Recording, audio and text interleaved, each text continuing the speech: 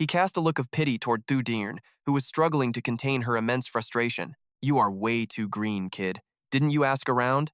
My best skill is snitching. Qing's expression turned dangerous. Quite bold, meddling in my business. Terrified, Thu Deern tried to run. No, Sister Qing'e, let me explain. Qing'e didn't waste another breath. She moved to take action instantly. Thu Deern took a direct hit to her backside and cried out. She knelt down, rubbing her sore bottom for mercy. Sister Qing'e, I'm sorry, stop hitting me. She looked up with tear-filled eyes, acting truly pitiful. My brother is great. Even the academy mentors say he has the potential to reach Duke-level power. Qing'e's face darkened with a mocking smile. A Duke? Is that as far as your vision goes? Thu Deern shouted back. He can't compare to you, sister, but he is still better than him. That is not necessarily true, Qing'e countered calmly. Li Luo felt awkward being praised so highly suddenly. 2 months ago, Li Luo didn't even have a resonance.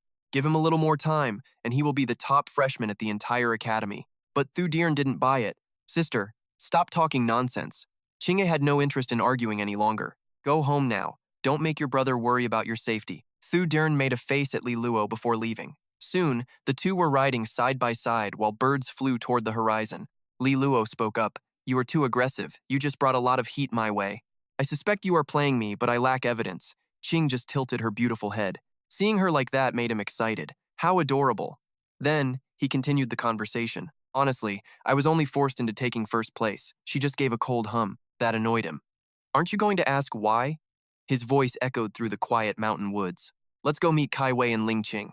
Soon, the three women prepared to head back toward the capital. From inside the carriage, someone asked, Li Luo, aren't you getting in? I want to hear everything. I want to hear about your exam performance. He answered the question with total indifference. The person gave up instantly. Fine then. But then he started to hesitate. If you really want to hear it, I could tell you a bit. He thought, she is a little demon. Finally, he stepped inside. In a calm voice, he began recounting everything that happened during the exam. I only wanted to make the top 10, but those people just kept pushing me. After listening, QDM rested her chin on her hand. It sounds like this girl is quite interested in you, huh? He was stunned and completely speechless. Hey now, why are you focusing on such a weird and specific detail? Li Luo explained seriously that they were just classmates. Then her eyes crinkled. Well, it just proves your personal charm is actually quite impressive. That expression left him pensive. Li Luo could tell that she really did not seem to care much at all. He looked up and saw that her face was still perfectly calm and appeared to be completely at ease. She kept that same composed and indifferent look, but her lack of concern actually started to make Li Luo feel a little upset. Her feelings for him seemed more like the protective affection and indulgence a big sister has for her younger brother. He let out a heavy sigh. Winning her heart was going to be a long and very difficult mission. Suddenly, she spoke up again. What surprised me even more was how you pushed the house income in that province to a record high. With eyes full of deep thought, he looked at her feeling like there was nothing he could do. The talent his parents left behind required massive spirit liquid to improve. She asked, exactly how much spirit liquid do you need to advance? In this moment, Li Luo returned to his usual mischievous and playful self while answering her. By a conservative estimate, I need 200 grade 6 bottles. Please support me, sister. She calculated it. 200 bottles equals 6 million gold. She coldly turned him down. Forget it. I cannot afford you. I should just send you back to the city instead. Li Luo shouted out in frustration. Our estate is massive. Did you secretly spend all of our family wealth already? It is only a measly 6 million. How could we not have that much in the vault? She rested her chin in her hand. What family wealth? This house is leaking everywhere, and I have been struggling just to patch it up. Her mind was filled with the image of that sinister and incredibly cunning man, the traitor Pei Hao. He directly split off 3 departments, seizing total control of finance and personnel. Now, those divisions refuse to send any money back to headquarters. So, do you really think we are rich right now? A moment later, she smiled again and clenched her fist tightly. However, I plan to have you take a position at the main headquarters in the city very soon. We will make it a top 10 spirit liquid producer. Then, 200 tiny bottles will be no problem at all. Hearing that, Li Luo forced a smile and thanked her for the opportunity. But inside, he cursed her for being such a manipulative woman. As the mountain sun faded, she gently touched his hand. Li Luo, I am speaking from the heart. Welcome to the capital city. A beautiful, shy expression crossed her face. Besides, I am truly happy that you were finally able to come here. His eyes widened in shock, and his loud voice echoed through the air, startling the scenery outside the carriage. Tell me, sister, who do you want me to take out? Sunset fell over the capital as the palaces bathed in an orange glow. Someone stormed through the door in a rage, making the person inside speak up. You are back? He asked while holding a teacup. So, how was it? Did you meet the young master? That was the eldest son of the house, Si Tianming. Thu Ying exploded in anger. I met him, and he is just a useless rogue who only knows how to complain like a child. He is so childish. Plus, she was incredibly biased and even went as far as to give me a beating. Tianming just sighed. I think you are the childish one here. Do you realize their relationship? Trying to compete with him is asking for misery. But she did not listen to a single word he said and only became even more furious than before. I do not care about competing with him. But what about you, brother? Don't you have any thoughts on this? Even the top instructors at the academy say you have a massive chance to reach the highest rank and become a legendary powerhouse. He felt helpless. Do you really think a high rank would make her notice me? He thought back to her incredibly proud nature. I told you before, they have an engagement. As long as she does not want to change it, no one can interfere. No one can touch that engagement. He continued, explaining that although he liked her, he did not feel the need to force a result. Thu Ying continued to encourage him with enthusiasm. Big brother, you need to trust your own talent. You and her are a perfect match. He finally gave in. Fine, just stop looking for trouble with them. Finally, she calmed down and crossed her arms in silence. I am not interested in causing trouble, but the next time someone else goes after him, I will not be there to help anymore. He rested his chin on his hand thoughtfully. Speaking of which, that rival house has been making moves. I wonder if they are targeting them. A calm voice echoed throughout the main headquarters. I have already notified all the managers in charge of our interests within the capital city. The young master needs to familiarize himself with the core members who hold the power within this family estate. Thang Na leaned back in the carriage, eyes closed, explaining softly. All branch earnings combined only make up 60% of House Luolan's income. The remaining 40% comes straight from our businesses here in Great Xia City. It is the lifeblood of our survival. Li Luo sighed in awe. It really is the heart of Great Xia. She kept talking as they walked. When I first took over, Pei Hao had his hands in everything. Every business we owned was under heavy attack from his meddling. But after years of cleanup, things here in the capital have finally stabilized. You have worked so hard, Sister Qing'e, Li Luo whispered behind her. He paused, taking in the massive view of the estate stretched out before him. If Pei Hao ever seized this place, House Luolan would become nothing more than a hollow name, a shell of its former glory. Thankfully, Qing'e stepped in just in time, otherwise we would be in deep trouble. Suddenly, a massive, excited figure came charging toward them at full speed. My young lord, he crushed Li Luo in a bear hug so tight he could barely breathe. You have finally made it to Great Xia City at last. Old Niu missed you so much. Watching the chaos unfold, Qing'e remained perfectly calm and unbothered. Uncle Biao, you are choking him, she said. Li Luo's face was turning purple from the squeeze. The big man finally let go and flashed a wide grin. Young lord, I am Niu Biao Biao. Don't you remember me? I used to cook all your meals when you were just a little kid. Qing'e chimed in softly. Uncle Biao is our most senior member and currently runs the entire kitchen at the main headquarters. He is the heart of our home. Li Luo's eyes lit up with excitement. I remember now, you are Uncle Biao. Uncle Biao looks terrifyingly fierce, but he wouldn't even hurt a fly, or a chicken for that matter. Biao Biao winked, touched by the memory. You have a sharp mind, young lord.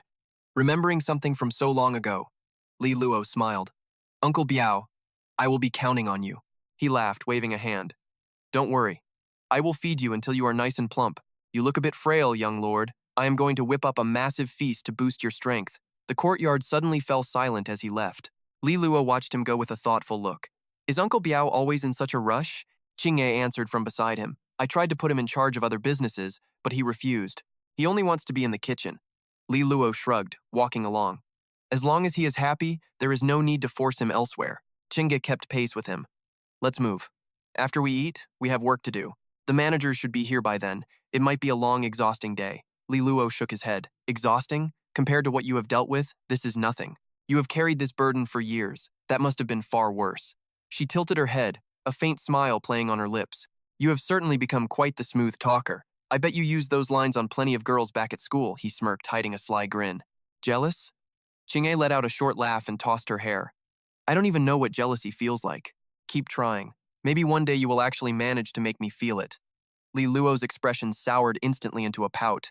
Qing'e, don't push it. It is not over until it is over. The mood shifted. He let it go as a curious voice called out from the dining room. What is for dinner? The table was already piled high with steaming, fragrant dishes for the young lord. This is 9-branch reishi soup, made from 9 rare herbs and red spirit bear honey. It is perfect for restoring your vital energy and health. We also have steamed fruit rice infused with fresh juices. And this too. Li Luo was practically drooling at the sight. This is almost too much nutrition. Qing'e smiled politely. Thank you, Uncle Biao. Let's eat. Biao Biao beamed with immense pride as they picked up their chopsticks. You are at the age where you need to grow, young lord. Extra nutrition is essential. Soon, every single plate was licked clean. Li Luo exhaled in pure satisfaction. Uncle Biao, your cooking is incredible. He grinned, showing his teeth. You are far too kind, young lord. Biao Biao waved and turned to leave. I will prepare this for you every single day. We need to get your strength back up to par. But Li Luo's face turned serious. Uncle Biao keeps saying I am weak and need to recover. I haven't even told Qing'e about my depleted blood essence. He watched Biao Biao's retreating figure with a deep, lingering sense of suspicion. Could he already know? Li Luo turned to Qing'e, his curiosity piqued. How strong is Uncle Biao, really? She answered him honestly without hesitation. From what I have seen of his energy, he is only at the resonant master stage. Their voices echoed down the hall. There is no need to overthink it. Uncle Biao is trustworthy, and that is all that matters for now. He nodded in agreement. Outside, the capital was growing dark. Let's go. It is time to meet the other managers. Let everyone know the young lord has finally returned. They reached the tea room, where several people were already waiting. Qing'e's expression hardened. Won't you greet the young lord? The group sat in silence for a moment before finally speaking up. Greetings, young lord. She introduced them one by one. This is Lei Jiang, master of the 9th Pavilion. You might have run into him before during your travels. This is Yuan Jin, head of the equipment workshop, and Hongyan, the leader of the alchemy pavilion. Are you a bit curious why there isn't anyone in charge at the headquarters right now? Qing Yi asked with a dark, searching gaze. Where is President Han Shi? Lei Jiang stroked his beard. Miss, we already sent someone to deliver the message earlier. Logically, once President Han Shi received the news, he should have arrived here immediately. She concluded that something had definitely gone wrong. Li Luo looked over with a questioning gaze, asking if this President Han Shi guy was one of Pei Hao's followers. She shook her head. No, he has always been wavering and indecisive. He is a clever man, so there is no reason for him to miss this. Then his eyes sharpened. Maybe he found a third party more valuable than you and Pei Hao. Suddenly, a man rushed in frantically. Young lord, miss, we have a major problem on our hands. Deng Ping clenched his fists in a panic. That bastard Han Shi just suddenly announced he is joining the Z Mansion's Dai Z Guild. His face turned deadly serious. Worse yet, before he left, he took more than half of the guild's master alchemists with him. To make it even worse, that animal actually burned down the headquarters' entire formula research lab. That news sent everyone into a sudden panic. What? Li Luo looked thoughtful. He did not leave early or late, but right now, leaving at this exact moment is a direct challenge to my authority. Does he really have no conscience left at all? Qing Yi's face hardened. The Z Mansion must have paid a massive price to flip him. Otherwise, Han Shi would never have been so heartless and cruel. He bit his lip, thinking deeply. They chose this specific time to reveal what Han Shi did. They just want to ruin my reputation at Luolan Mansion. This is how these vicious noble houses fight. They leave no room for mercy or leftovers. Lei Jiang grit his teeth in anger. This Duze Mansion has gone way too far, using such dirty and underhanded tactics. Fury sparked in Qing Yi's eyes. It would be naive to sit here and complain about the enemy being ruthless at a time like this. Let's just remember this debt. There will be a chance to settle it later. Deng Ping spoke up again. That guy Tianji is also leading people to cause trouble. He says since Han Shi is gone, it is time to elect a new president. She analyzed it calmly. That Tianji guy is definitely one of Pei Hao's people. Before, Han Shi stayed neutral and didn't interfere with anything. This gave Tianji a very powerful voice within the headquarters. Li Luo narrowed his eyes, calculating. Both sides are completely useless. You can't blame his parents, though. After all, when they first started building the mansion, it didn't have a deep history yet. Then Qing Yi issued her order. Elder Deng, go to the headquarters and get things ready. Tomorrow, the young lord and I will go there to handle this matter personally. Deng Ping obeyed respectfully. Yes. He left, leaving everyone else in the main hall. Li Luo looked worried. By tomorrow, this news will spread across the entire city. Who knows how many people will be laughing at us then? The mansion was shrouded in a dark shadow. That Duze mansion is honestly just plain disgusting. Inside the building, at the mansion headquarters, Kai Wei was explaining the whole situation. Qing Yi, when Han Shi was in charge, Tianji at least kept himself in check. Now that Han Shi is gone, I fear nobody can control him. She urgently asked about the next move. We must stabilize things and resume production immediately. Otherwise, our losses will only keep getting worse. Qing Yi thought it over with a worried look. Given his strength and fame, no one can match Tianji. Even the neutral factions might end up choosing him over us. Her eyes flashed with a tiny spark of hope. Actually, it is not like we have no other options. She then suggested, I think our young lord would be perfect. Being named suddenly, Li Luo argued back in shock. Me? I am a master alchemist, but only at the 2nd rank. This probably won't work. Kai Wei agreed, but offered some encouragement anyway. True, your skills are lacking, but you have the status. Plus, you have some achievements from the Tianshu prefecture. He looked distant, like he was planning his next move. Actually, it might just work, but given the current situation at the guild, things need to change a bit. If that is the case, let's head to the headquarters right now. As they reached the grand building at the headquarters, he looked up at the structure and made a comment. The main headquarters looks a lot more impressive than the branch back in Nanfeng City. Seeing him arrive, the crowd began to whisper. That silver-haired boy must be Li Luo, the young lord of Luo Land Mansion. Then, someone else acted suspicious, as if they were uncovering a secret plot. I heard the young lord's arrival is what made President Han Shi quit the guild. There must be a connection between them. It is just too convenient to be a coincidence. Just then, a man stood in the center of the room. He shouted angrily, "Everyone, Han Shi is heartless. He didn't just betray us, he burned down the research lab too. I told them from the start he was the wrong choice for house leader. The vice president was always better suited for the job." The crowd shifted nervously. Just as our young lord arrived, this chaos breaks out. Everyone feels the tension rising in the air right now. Dang Bin snapped. He stepped up to defend his idol, shouting that the young lord came to the city specifically to restore order here. Do we really need short-sighted fools like you questioning him? Who do you think you are? You must have some real nerve today. A man chuckled, trying to cool the room down. Relax, elder. There is no need for anger. He put on a fake smile to explain. Honestly, nobody is blaming the young lord. It is just that everything is such a mess and chaotic right now. It is hard to stop the rumors from spreading. But then, the students started cheering. The vice president was here. They shouted that he was the only one truly qualified to lead this house. Nobody else could even come close. If we do not get a new leader, none of us will ever agree to follow these orders. Dang Bin grit his teeth, feeling nothing but pure disgust for every single one of them. Is Han Thuk trying to force a takeover? In terms of raw power and skill, nobody can touch him. Could he really be after the top spot? Suddenly, a confident man raised his hand. He stepped forward and said, "I think I should be the one to take over as the leader." Everyone turned to stare at the man with the mustache. They were shocked. Who could possibly have the nerve to talk like that? He turned around and his jaw hit the floor. Stuttering in fear, he realized he was standing right in front of the young lord and the lady. Dang Bin looked up with deep respect and cautiously whispered, "My young lord, you want to lead this house? That goes against every rule we have, but since it is you..." Before he could finish, Tianqi cut him off with an angry shout. "My young lord, why would someone of your status bother taking on a position like this yourself? Think about everyone who has worked here for years. Do you not think that would be incredibly unfair to them?" Li Luo smirked to himself. This guy was a real pro at manipulation. A second later, he looked him in the eye and gave a firm, calm response. "I believe a leader should do more than just refine spiritual water. The real question is whether he has the vision to make this entire house stronger." A girl in the crowd gasped. "I heard the profits from the northern district already reached 100,000 gold coins. Under the young lord, profits supposedly doubled to 200,000 gold. Is that actually true or just a rumor? Even headquarters only makes 1,000,000. Tianqi narrowed his eyes, starting to list off all the great things he had personally accomplished. "I have sacrificed so much for this house over the years. Everyone here has seen my hard work. Han Thuk's betrayal proves that the previous lords made a massive mistake. Why is the young lord not stepping up right now to fix it?" Li Luo glared at him. "You might have been loyal to this house years ago, but what about now? Are you just working for Pei Hao?" He did not back down. He raised his voice, shouting that everything he did was for the good of this house. This house has already lost a highly experienced senior 5th grade refiner today. Tianqi issued a cold challenge. "If you really want to ignore our traditions and rules like this, I am afraid we will lose even more skilled refiners." Dang Bin exploded in rage. "Tianqi, how dare you speak like that?" While the two old men were arguing, Li Luo calmly stepped forward to address the crowd. "Does anyone here actually know how I managed to boost our profits?" A girl in the crowd answered with a look of pure contempt. "You are only a 2nd grade refiner.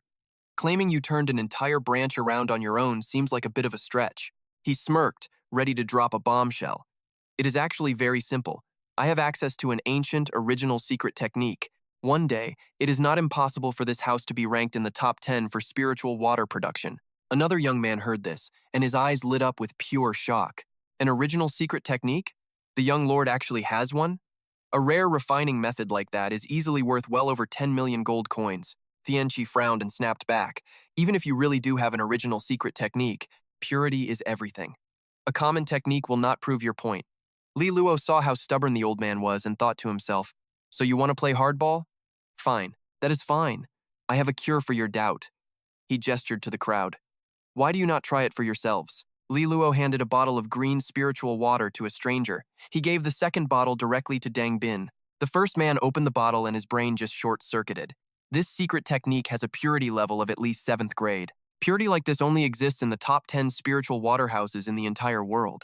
If I had a technique like this, I would have reached the next level years ago. Tianqi stood there, completely stunned and speechless. What? Li Luo looked at him with a smirk. Well, Vice President, do you have anything else you would like to say? Do you think I am qualified to lead this house now, or do you need more proof? The courtyard fell into a deep silence, as if someone had hit the pause button on the world. Those arrogant masters were speechless, their quietness a clear sign of surrender. Seeing the tension break, Dang Bin happily agreed with the plan.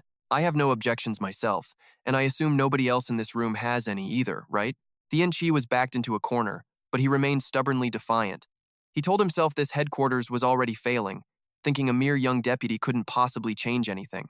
With no one left to resist, Li Luo smiled confidently as he took charge. If that is the case, I look forward to working with everyone. They say a new leader must light 3 fires. Let me light the first one. He turned and spoke with hidden meaning. Vice President Bang is getting old. I will let him rest for a year to recover. Hearing this, the old man closed his eyes in contempt. Naive. Does he really think benching me will cut off my influence here? Right then, Li Luo pulled out a scroll. He spoke with an air of mystery.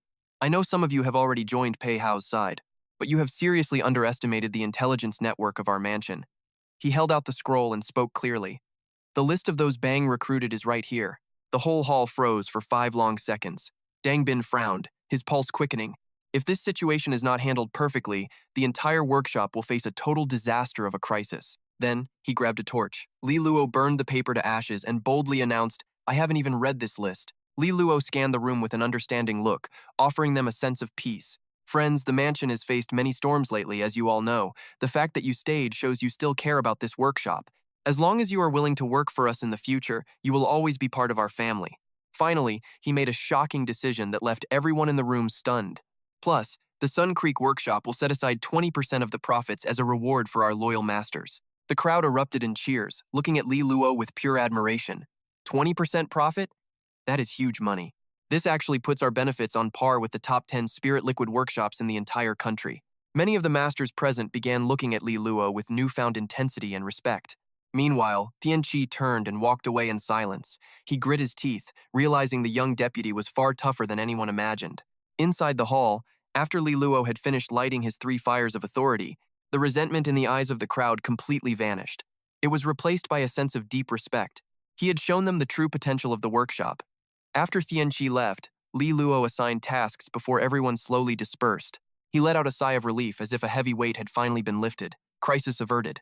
Li Luo turned around curiously and asked, Well, how was it? Dun Na replied with a radiant smile. Not bad. She looked at him as if they were the only 2 people there. You did better than I expected. Suddenly, Lin Khan chimed in teasingly. That secret technique really is something, but can our young master keep up the pace? Li Luo felt his heart skip a beat. She was right. He only had the strength of a 10th seal. He screamed internally. This massive demand will drain me dry. Only reaching the master tier will give me a fighting chance. Tai Vai looked at him with affection, continuing the playful teasing. You just opened your mouth and gave away 20% of our profits. Do you have any idea how hard I worked to buy your supplies? Li Luo tried to explain. Let's not dwell on the past. We need to win their loyalty first to make this workshop grow. Tai Vai laughed, pretending to be serious. I guess I'm being lectured now. Then Thang Nga stepped in to help. She's only joking. We truly believe in your abilities to lead us. This place will definitely become one of the top 10 spirit liquid workshops in the entire Great Xia. Li Luo felt helpless. They weren't giving him any credit at all. I hope you're right, he muttered weakly. Later, he and Elder Zheng Ping spent the day analyzing the workshop situation before finally heading back to the academy. Learning the truth, Li Luo looked at her and spoke from the heart. Qing'e, I didn't realize how much you've been carrying alone. You've worked so hard for years. She stretched and gave a playful wink. If you really care, then fix this place. I don't want to waste any more energy on it. He replied awkwardly. This place has more problems than I thought. Is it too late to resign? Li Luo seriously considered the 3 major problems facing his startup at Sun Creek Villa. First, the resonance masters are gone. Second, we lack high-level masters. Third, we have no top-tier formulas. Without those, hitting the top 10 brand rankings is impossible. He turned to Elder Deng Ping, who responded immediately. Li Luo gave a sharp command. Hurry up and start recruiting resonance masters now. The elder bowed respectfully and replied, Yes, sir. But then, Deng Ping hesitated, asking quietly, "Young lord, when can we expect the original secret methods for the main headquarters?" He fell into deep thought, sighing privately. "I am just a 10-seal kid. How can I feed all these hungry masters?" After a moment, Li Luo made his decision. "Let me prepare first. I should be able to supply a batch to headquarters very soon." He nodded without a single doubt. Understood. The next morning, Li Luo and Qingye headed straight toward the massive Golden Dragon Bank headquarters in the city. Entering the main hall, the sheer scale of the building stunned him. It truly was the legendary headquarters. Li Luo noted that everything for sale was high quality. As he scanned the displayed products, he carefully appraised them from top to bottom. "But for the materials I need, these ordinary items just are not high-end enough." Suddenly, a soft, melodic voice drifted over, catching his attention. "Hello there." The receptionist gave him a bright, sunny smile and asked, "How can I help you today, sir?" She glanced at her co-workers, feeling smug. "Why would I let the other girls get to this handsome guy first?" Li Luo took in the scene and gave a tired sigh before speaking up seriously. "I need earth energy materials." The receptionist Wen Hanmu was eager to please. "What grade level are you looking for?" After thinking it over, Li Luo followed his gut and made a choice. "Let's start with the 1,000-unit grade." She happily invited him to follow. "Certainly, follow me." As they walked, she stole dozens of glances, mentally calculating the value of the materials he wanted. At thousands of gold pieces each, he is a rich, handsome young man. Just my type of guy. Watching her sway as she walked, Li Luo smirked to himself, making a silent judgment about her behavior. "A little vixen like you? Sister Kaiwei could handle 10 of your kind alone." Meanwhile, someone upstairs was watching the two of them closely. Lu Qinger was leaning against the railing when her eyes caught someone below. She lit up, her gaze fixed on him. "Li Luo." Qinger froze, a smile spreading across her face, though her mind was racing with questions. Why is he here? Before she could process it, a warm voice called her name affectionately. "Qinger." She turned around to see who it was. Brother Ning Zhao. He stood there with a wine glass, his gaze looking like something straight out of a romance movie. "Aunt Yu asked me to look after you and help you get settled in the capital. That is why I invited some friends today. But it seems you do not like the noise. My mistake." Ning Zhao stepped closer, looking at her with admiration. "I remember meeting you years ago when you were just a little girl. Now, you have grown into such a beautiful woman." Ning Zhao's father was the president of the bank, and Qinger's mother was the legendary Hong Shi. To avoid the awkward tension, Qinger quickly made an excuse. "I have a friend downstairs. I need to go." Then, she slipped away fast. As he watched her leave, Ning Zhao thought to himself that the saying about girls changing as they grow is no joke. That little girl has changed so much. But then he frowned, wondering why she had looked so happy just a moment ago. Ning Zhao shifted his focus, his gaze dropping down to the ground floor below. He questioned her words as he watched Li Luo walking calmly. Just a friend? Inside, a long table displayed a wide variety of products. The receptionist asked with a glowing smile, "Sir, over here are our 1,000-unit grade wood and earth element materials." Seeing the stock, Li Luo rubbed his chin in surprise. This bank really lived up to its name and reputation. "I cannot believe they could produce so much stock instantly." He reached out and picked up a small, glowing sphere to examine. Li Luo hesitated for a long time. Noticing his lack of interest, she quickly asked, "Are these not to your liking, sir?" She watched him closely, feeling her heart skip a beat. He was so attractive it was painful. Definitely my type of man. He turned to her and hesitated for a moment before asking, "Do you happen to have any 10,000-unit materials available?" Hearing that, she looked like she was under a spell. This teenager was not just handsome, he was incredibly wealthy too. Right then, another girl spoke up. "I will take over from here." The receptionist frowned, her eyes flashing with pure annoyance. "Who dares to steal my customer?" But when she saw it was Lu Qinger, she froze, completely lost for words as the girl smiled. "Young miss." The receptionist felt like she had been slapped. Confused, she wondered why she was here. No time for games now. Than Yi casually steps in. "He is my friend. I will take care of him." Recognizing her, Li Luo gives her a warm greeting. The receptionist sighs, whispering a soft yes. She leaves reluctantly, glancing back over her shoulder with a look of pure regret. Alone now, Than Yi flashes a mischievous grin. "You just walked into the Golden Dragon Bank and already have our maids losing their minds. If you come by a few more times, we might actually go out of business from all the distractions." Li Luo chuckles casually. "I am sorry, but my parents gave me this face. There is really nothing I can do about it." She continues the conversation. "I actually arrived here at the Great Xia City a bit earlier than you did." "Oh, and I heard about the trouble at Sun Creek. Are you doing okay?" Than Yi asks with genuine concern in her voice. Li Luo brushes it off, shifting the topic with an interested look. "Just a minor betrayal. You mentioned serving me. What exactly do you offer? What kind of service are we talking about? I am curious to hear the details of your hospitality." She lets out a soft laugh, flashing a charming smile to tease him until he sweats. What kind of service are you looking for, exactly? Li Luo fires back immediately. Look at your attitude. Just hurry up and bring out those 10,000 gold-level materials for me right now. Thon Yi seems slightly annoyed by his pushiness. Those high-tier materials are in the auction hall. I can take you there to look. No more wasting time, Li Luo says decisively. Stop talking and let us go. Lead the way. Thon Yi pretends to be mad, but her lips curl into a hidden smile as she turns toward the upper floor of the palace. High above, Ning Jiao frowns in deep thought. What is the background of that silver-haired youth down there? Just then, a young man laughs and gives the full answer. That is the young house lord of the Luo Lan House. This arrogant noble is Beixuan. He coldly spits out the name Li Luo. The other man asks curiously, You seem to know quite a lot about him, young Lord Beixuan. Beixuan's eyes flash as he reveals the secret behind his knowledge. Our Duze house watches every move the Luo Lan House makes. We are rivals, after all. Ning Jiao listens quietly to his words. I heard you lured their president away. Did Li Luo really become the new leader just because he is a grade 2 resonance master? Beixuan gives a cunning laugh. It is a joke. He just could not let the position fall into the hands of Pei Hao's people. He adds, Brother Ning Jiao, what do you think he is here to buy today? Ning Jiao closes his eyes.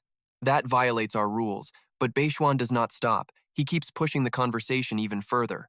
I heard that back at Southwind Academy, Than Yi and Li Luo were actually quite close to each other.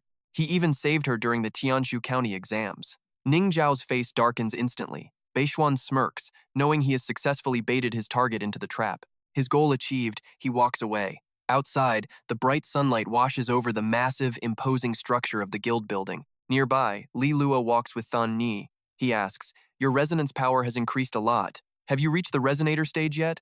Than Yi replies, I made the breakthrough just a few days ago. The Astral Sage Academy starts soon, and the competition will be incredibly fierce. Suddenly, a small shadow flickers past them both in a flash. Li Luo senses it and turns around. The young boy makes a quiet sign. Please, help me hide for a moment. Li Luo looks toward where the boy ran. There are soldiers over there. Search that way. If anything goes wrong, none of us can take the responsibility. He waves his hand. Get lost, kid. But the young boy remains stubborn and refuses to move. I will give you 3,000 gold. Li Luo holds up 5 fingers. Does he think I am like that fool Nungulang? 5,000 it is. The boy pays without hesitation. As Li Luo touches his shoulder, the boy's form begins to fade. He gasps in shock. This is magical. The soldiers are still confused over there. He is not here. Let us go check somewhere else. Than Yi thinks this must be a wealthy young master. As long as he is inside the guild, nothing bad will ever happen. Sunlight streams through the window frame, casting a warm glow over her. Inside the auction hall, the three of them stare at each other in silence. Finally, Li Luo asks directly, Why are you following me around? You are not trying to get your money back, are you? You are young, but your integrity is already a problem. The boy fumes. Suddenly, the boy's face goes pale, and he coughs up blood. Li Luo thinks worriedly, What is wrong with him? He looks even weaker than me. I hope he is not here to haunt me. Still, Li Luo offers help. Drink this if you are feeling bad. The boy asks warily, What is this? He takes it, but just hides it away. Why would I drink something from a stranger? Does he think I am stupid? Well, throwing it away is a waste. I will keep it for now. Li Luo is annoyed by his doubt. Fine, suit yourself. Meanwhile, on the other side of the auction house, Ning Jiao and Beixuan have finally found their seats to sit down. Beixuan sneers, Why is this young house lord buying up water and wood attribute materials anyway? Nin Xia snapped back in frustration, claiming he didn't know. Beixuan's gaze suddenly darkened, recalling his earlier defeat. A wicked smile spread across his face. Today was finally going to be a fun little game. Outside the window, the warm afternoon sun bathed the entire grand building in light. Inside the auction, things heated up. Wind Spirit Stone starting at 10,000. Someone bid 10,000, sold. Moving to Material 3. Rare materials sat in 1,000-year wood boxes. Talent level material starting at 15,000. Dragon Soil Crystal, also 15,000. Li Luo raised his sign high. 20,000. I'll buy it outright. Surely no one will challenge me this time. But then, an unexpected voice cut through the room. 25,000. Li Luo spun around. So the legends are true. There's always one challenger. Let's see which blind fool this is. Seeing Beixuan smirking, he turned to the person beside him. Who the hell is this guy anyway? Chinger explained he was the heir of Dutrak House. He's targeting you, likely trying to bait you into overpaying. Li Luo gave a mocking laugh. In the looks department, the young master of Luo Lan House already won. He's lost. He countered with 26,000, but Beixuan wouldn't stop. He yelled out 30,000. The crowd began to whisper. Is Duze Beixuan really pushing his luck? Facing the heir of Luo Lan House? Word around town was that Dutrack House had already bought off the auction house chairman. This was a blatant power play. They were just bickering now. The price climbed again to 32,000. Beixuan shouted 40,000.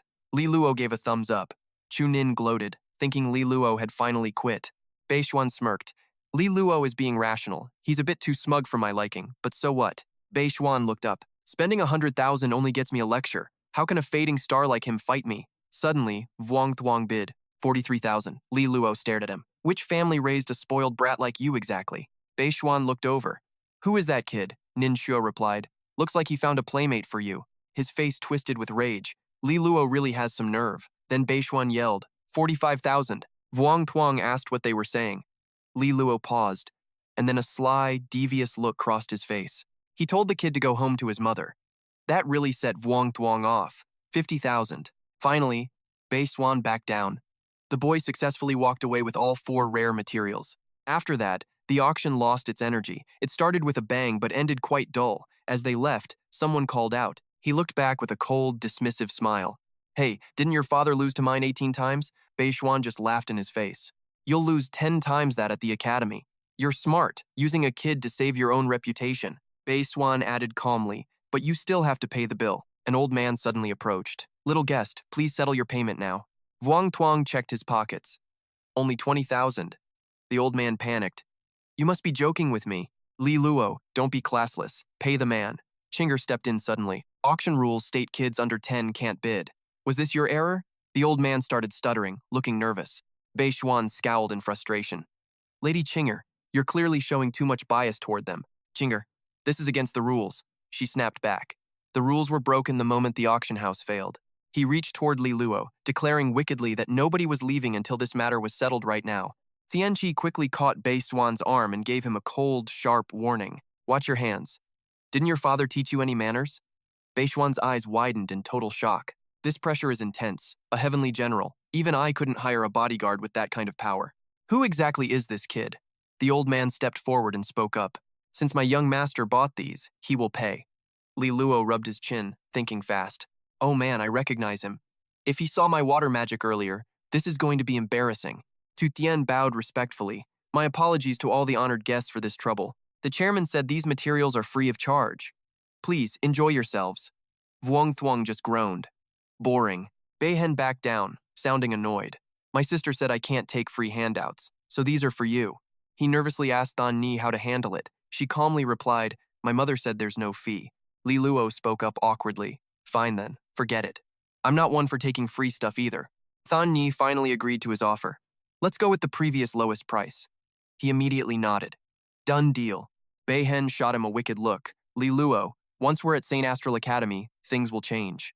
We'll have plenty of chances. I hope you're this lucky every time. Li Luo sighed. Another person hunting for trouble. The last guy who tried to mess with me isn't even sure he'll make it into the academy now. Meanwhile, on the castle's upper balcony, 2 beautiful women were standing together, deep in a private conversation.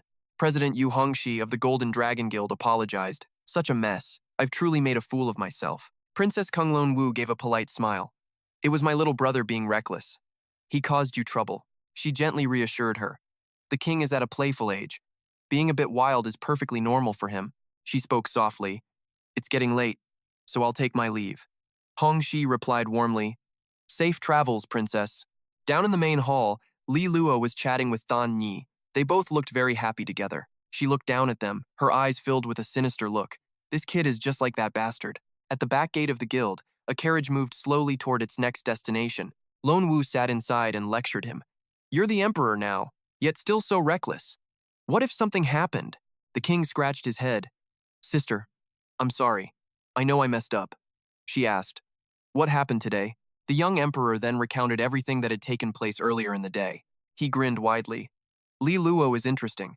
He tried to bait me against Beihen, so I played along. Lone Wu mused silently. Beihen is vengeful like his father. But this Li Luo, he actually surprised me. The king grumbled, his brow furrowed. That guy is so annoying. He actually swindled 5,000 gold from me. Suddenly, dark veins like roots spread across the boy's face. He clutched his chest, gasping for air in pain. This is bad. His old illness is flaring up. Lone Wu frantically searched the cabinet, but found only empty bottles. She panicked and started blaming the staff. We're out of medicine. I told them to keep emergency pills ready. These servants are useless. Back to the palace now. The carriage bolted as the boy screamed out in agony. Sister, it hurts so much. Lone Wu tried to comfort him. Just hold on, we're almost home. Suddenly, the king pulled out a strange vial and drank the whole thing down without a second thought. She watched him, confused. What was that? Why drink something unknown? He sighed, his face returning to normal. Lone Wu stood there in total shock, her mind racing. The symptoms, they're actually starting to fade away. The king's eyes widened in relief. He didn't lie to me, she frowned suspiciously. What was that medicine? The boy looked away and stammered. Li Luo gave it to me just a little while ago. He saw I didn't look well and handed me this bottle. Sister, I didn't want to, but it hurt too much. Lone Wu felt relieved but warned him. Don't ever take random things from strangers again, you understand? In this palace, we only have each other. You can't let anything happen. Now, try to get some rest. That night at the mansion, Qingye stood on the balcony lost in thought. Li Luo teased her pajamas. She replied softly, Of course they're cute. My mentor's wife embroidered these specially for me. He joked immediately. My mother's skills are actually pretty terrible. Don't you dare insult her, Qingye snapped. Li Luo stared at the moon, looking deeply worried. Sister, tell me, what is the Duke's battlefield exactly? She looked down calmly. You'll find out at the academy. There's no need to tell you everything right now. Li Luo sighed heavily. Are my parents okay? Qingye looked at him firmly. They are absolutely fine. I feel the same way, he smiled.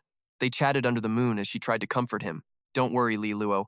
Even with your parents gone, I won't let anyone ever try to bully you. He chuckled at her. Are you really trying to soothe me like I'm still a little kid? She rubbed his head and laughed. Well, you aren't exactly a child anymore. Now, let's get to business. Li Luo let her mess with his hair, then started explaining what happened at the guild today. She glanced up and spoke softly. Based on what you said, even the young palace lord lacks the right to do that. I stood frozen by her claim. In all of Great Xia City, only one person truly fits that description. My eyes widened as she shared the truth. It was him, the young emperor of the royal court. Thon Nga explained that since the old king died, the new ruler took over far too young to lead alone. So, state affairs fell to the Prince Regent and the Princess Royal, Gong Luan Ver. She is a total powerhouse. She is also a student at the Astral Sage Academy, and honestly, she is one of the strongest ones there. I smiled and asked, How does she compare to you? She looked at me seriously and said, I am third year. She is still one grade level above me. And when it comes down to pure, raw combat strength, she has the edge right now. But after this year, who knows? The gap might just disappear forever. Her voice grew low and heavy. Remember, school starts in less than 10 days. You need to be ready. As a new student entering the academy, your top priority is the mentor selection trial. In this school, instructors are split into 3 very distinct tiers. Violet Glow is the absolute strongest, followed by Gold Glow, and then Silver Glow is at the bottom. She leaned in and warned me. 5 Violet Glow mentors will show up this time around. One of them is Trouble. Do not choose him, no matter what. My heart raced as I asked, Who? Thinking of a mysterious man, she whispered his name. Shen Kim Tiu. I narrowed my eyes. What did he do? She stared off into the distance. He has expressed certain feelings for me. It is complicated. With my grade 9 light resonance, I can see his dark motives. It is best if you just stay away. I was stunned. Usually, romantic rivals are top students, right? Why is mine a legendary Violet Glow mentor? This girl is literally a magnet for trouble. Even her admirers are some of the most dangerous people alive. Out on the balcony, our talk ended, and we both headed back to our separate rooms for the night. I didn't sleep. I had vital work to finish tonight. I stared at the item before me. Finally, it is done. My eyes gleamed with pure excitement. The lesser formless wheel was finally at its absolute peak. It glowed with a blinding intensity.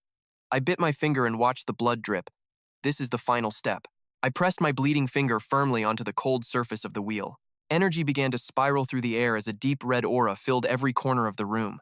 I gritted my teeth. My blood was draining fast, and a sharp pain ripped through my skull like my soul was tearing. This thing is a bottomless pit.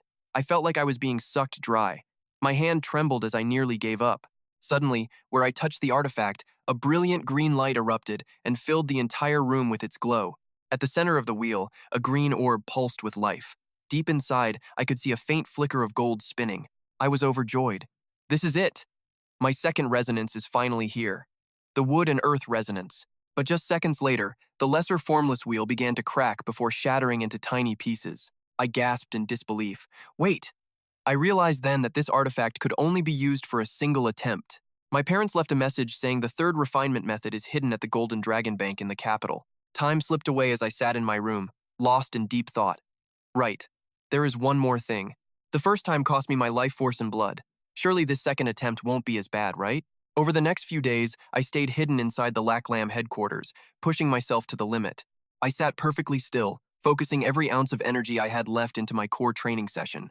After failing several times, I finally succeeded just 3 days before school. I am now a resonance master at stage 1. I smiled to myself. That was actually pretty easy. The first stage of mastery is split into 2 distinct parts. First is the white seed, then the flower seed. Both levels are further divided into upper and lower ranks. I looked at the raw power surging through my hands and whispered, I can actually feel the difference now.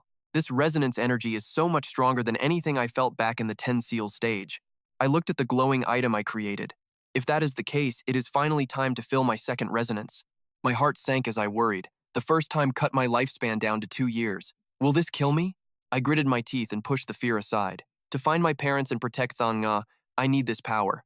I stared at the item in my hands, mouth agape. Without taking this risk, how could I succeed? I swallowed it in one gulp. Suddenly, my body convulsed as if struck by lightning. My eyes burned with a blinding light. I growled, releasing the surge as my body absorbed the massive, overwhelming energy. My water and light resonance suddenly erupted, as if trying to purge the wood and earth forces inside. I gritted my teeth to stay calm, but the wood and earth resonance was devouring me. My eyelids grew heavy. This was bad. Damn it. Am I really about to die? Everything went black. The next morning, Chinga sat by my side, waiting. She leaned back with her eyes closed. Suddenly, I bolted upright. Ching gasped in surprise, asking if I was finally awake. She stood up, checking on me with deep concern. You collapsed in the cultivation room. Did something go wrong with your training? I hesitated before nodding. Yeah, I focused on the energy within. My life force seemed intact, but I could feel something wasn't right. There was a strange, nameless emptiness. I had lost something, but it seemed I successfully refined my second resonance.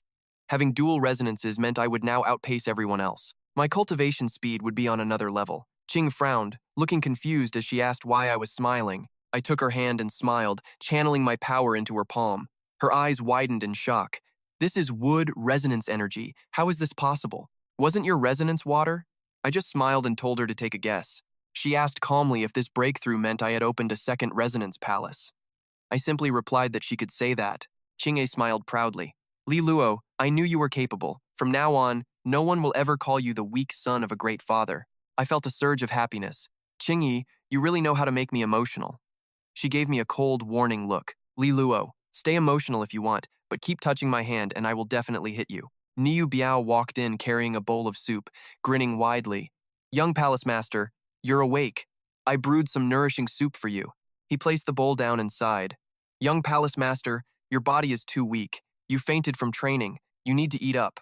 Uncle Biao grabbed my wrist to examine me. Let your uncle see what is really going on with you. I gave an awkward laugh and told him it was nothing. He frowned, his voice turning cold as he addressed me. Young palace master, this is no small matter. I started to worry. Uncle Biao, what exactly are you talking about? He looked me dead in the eye. You have internal damage. Your very foundation is wounded. I stared at him with fear. He continued, saying that with my body in this state, it would be nearly impossible to break through to the general stage. I gritted my teeth. Every second counts in my cultivation journey right now. This foundation issue could ruin everything. Qingye remained calm, asking if there was any way to resolve it. Uncle Biao laughed. Others might fail, but I might just have a way. I know a restoration method called the Heavenly Cripple Spirit Paste. It requires many rare ingredients to brew and can heal a damaged foundation, but it only works below the general stage. Qingye nodded and asked him her next question. When can we start the refining process? I will go and prepare the necessary ingredients right now. He shook his head, looking troubled. One core ingredient might be impossible to find. I gasped, asking him what it was. He explained that Emperor's flowing liquid only appears in places with massive natural energy. It is as powerful as a grade 8 resonance liquid. Even refining grade 9 resonance liquids requires this item. Hearing that, my heart sank and I felt completely discouraged. With our current resources, getting it seemed impossible. But Uncle Biao just laughed heartily at my concern. He said that you and the young lady actually have a real chance to get it. Qingye explained that the Astral Sage Academy produces this liquid. Even she had been hoping to get some for herself. The resonance tree at the Academy produces the Emperor's flowing liquid at very specific times. It is usually given as a reward for major competitions or important missions.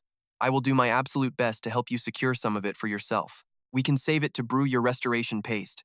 Hearing this, I was overjoyed. I clasped my hands together, my eyes welling with gratitude. Qing'e, you are so good to me. I want to give myself to you as a reward, but we are already engaged. She gave me a quick smack to stop my dramatic acting. Cut out the nonsense and keep your mouth shut. We sat together in the afternoon sun while Uncle Biao prepared the medicine. I leaned over and whispered that our Uncle Biao certainly seemed to know quite a lot. Qing'e looked deep in thought before she finally spoke. This is likely a hidden move left by our masters in the house. But despite his knowledge, he almost never asks about family affairs. Do not worry too much about Uncle Boo's business. Focus on improving yourself instead. Relying on anyone else is never as good as relying on your own strength. You should get some rest for now. School starts in just a few days. Li Luo asked if he would face unfair treatment at the academy. Zheng Qing'e smiled brightly and replied, "Since you are engaged to me, you will naturally have to endure more. Do not worry. If anyone at the academy dares to bully you, I will personally crush them for you." Li Luo's heart practically danced with joy. "Sister Qing'e, how could I ever resist a promise like that from you?" While still feeling weak these last 2 days, Li Luo focused his energy on studying the complex resonance arts. Resonance masters usually handle tiger arts, while dragon arts can only truly be unleashed once a person reaches the high resonance stage. Resonances are ranked by heaven and earth, while arts are split between dragon and tiger. At the Azure Air Pavilion, Li Luo sighed while staring at the special tea Bu made. "I am so young and yet I am already living like an old man. Still, it tastes pretty good. I might have dual resonances now, but I cannot unleash their true power like a Duke stage powerhouse is able to do.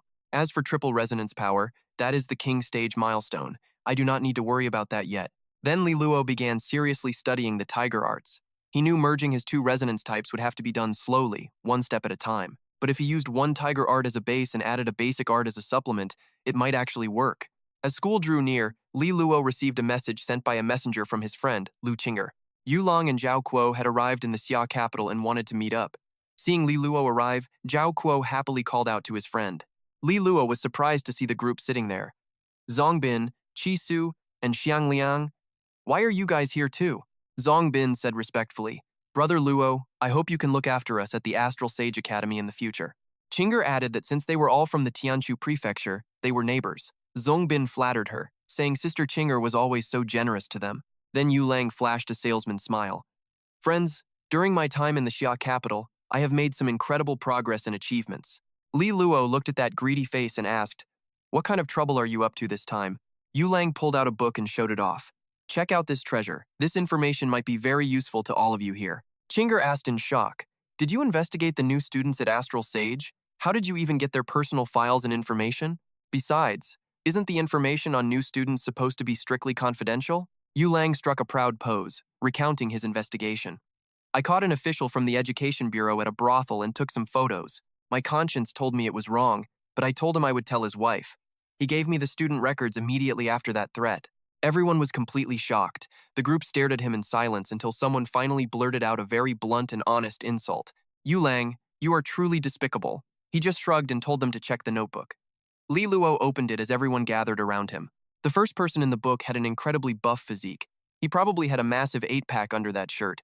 The text read, "Qin Julu, from the Western Region Academy. His father is General Qin Zhengqiang, a high-ranking officer of the Xia Kingdom. This guy has a high 8th grade gold devouring demon tiger resonance. His strength is already at the 2nd level resonance master stage. The Western region is the rugged frontier of the Xia Kingdom. Raised amidst constant warfare in the military, Qin Julu developed a fierce and aggressive personality, much like a savage and hungry tiger." Li Luo sighed. "This guy has the highest grade resonance I have seen besides Sister Qing'e.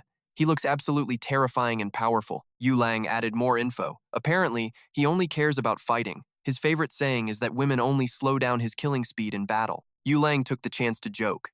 "I wonder if he has some kind of weird obsession or something like that. Li Luo, you better watch out so he doesn't target you." Li Luo snapped back in anger. "Where is my sword?" Yu Lang ignored him and continued. "Second freshman, Wang Heju. He has an 8th grade poison resonance at the seed stage. High-tier flower seed stage. The third student, Bai Daodu. She has a lower 8th grade wind resonance. Same seed stage and high-tier flower rank. The fourth student, Duze Beixuan, possesses a lower 8th grade Kun resonance at that same elite level. Seventh student, Xing Fu, from the Great Xia Academy, possessing a 7th grade shadow resonance." Li Luo studied the portrait, noting that shadow resonances were quite rare to find. After finishing the book, Li Luo gave Yu Lang a rare compliment for his hard work. "Your book isn't bad at all. You really should have signed it." Yu Lang acted mysterious. "You think this is my only masterpiece? What do you think is the most important part of being a freshman?" Xiang Liang guessed, "Isn't it about who is strongest?" Yu Lang shook his head and pulled out an even thicker book, holding it like a treasure. "Don't you guys even want to see this one? Wondering which new girl is the most stunning? This list right here is my absolute masterpiece." Some total loser blurted out, "Let me see first. I will help you judge their looks." Everyone else crowded in too. "I want a peek. This is top-tier stuff. Open it up already." A gorgeous girl appeared, all curves and long, slender legs. Someone read her name aloud. She was actually ranked #1 on the freshman beauty chart. Bai Meng Meng, 7th rank Water Nightmare Butterfly Spirit. Wait, she is actually Bai Daodu's sister? Tarsao she is first and not Chinger? Though, I admit, this soft look is not bad. Chinger radiated a cold chill, wearing a deadly smile. "Ngulang, tell me, where exactly is she prettier than me?"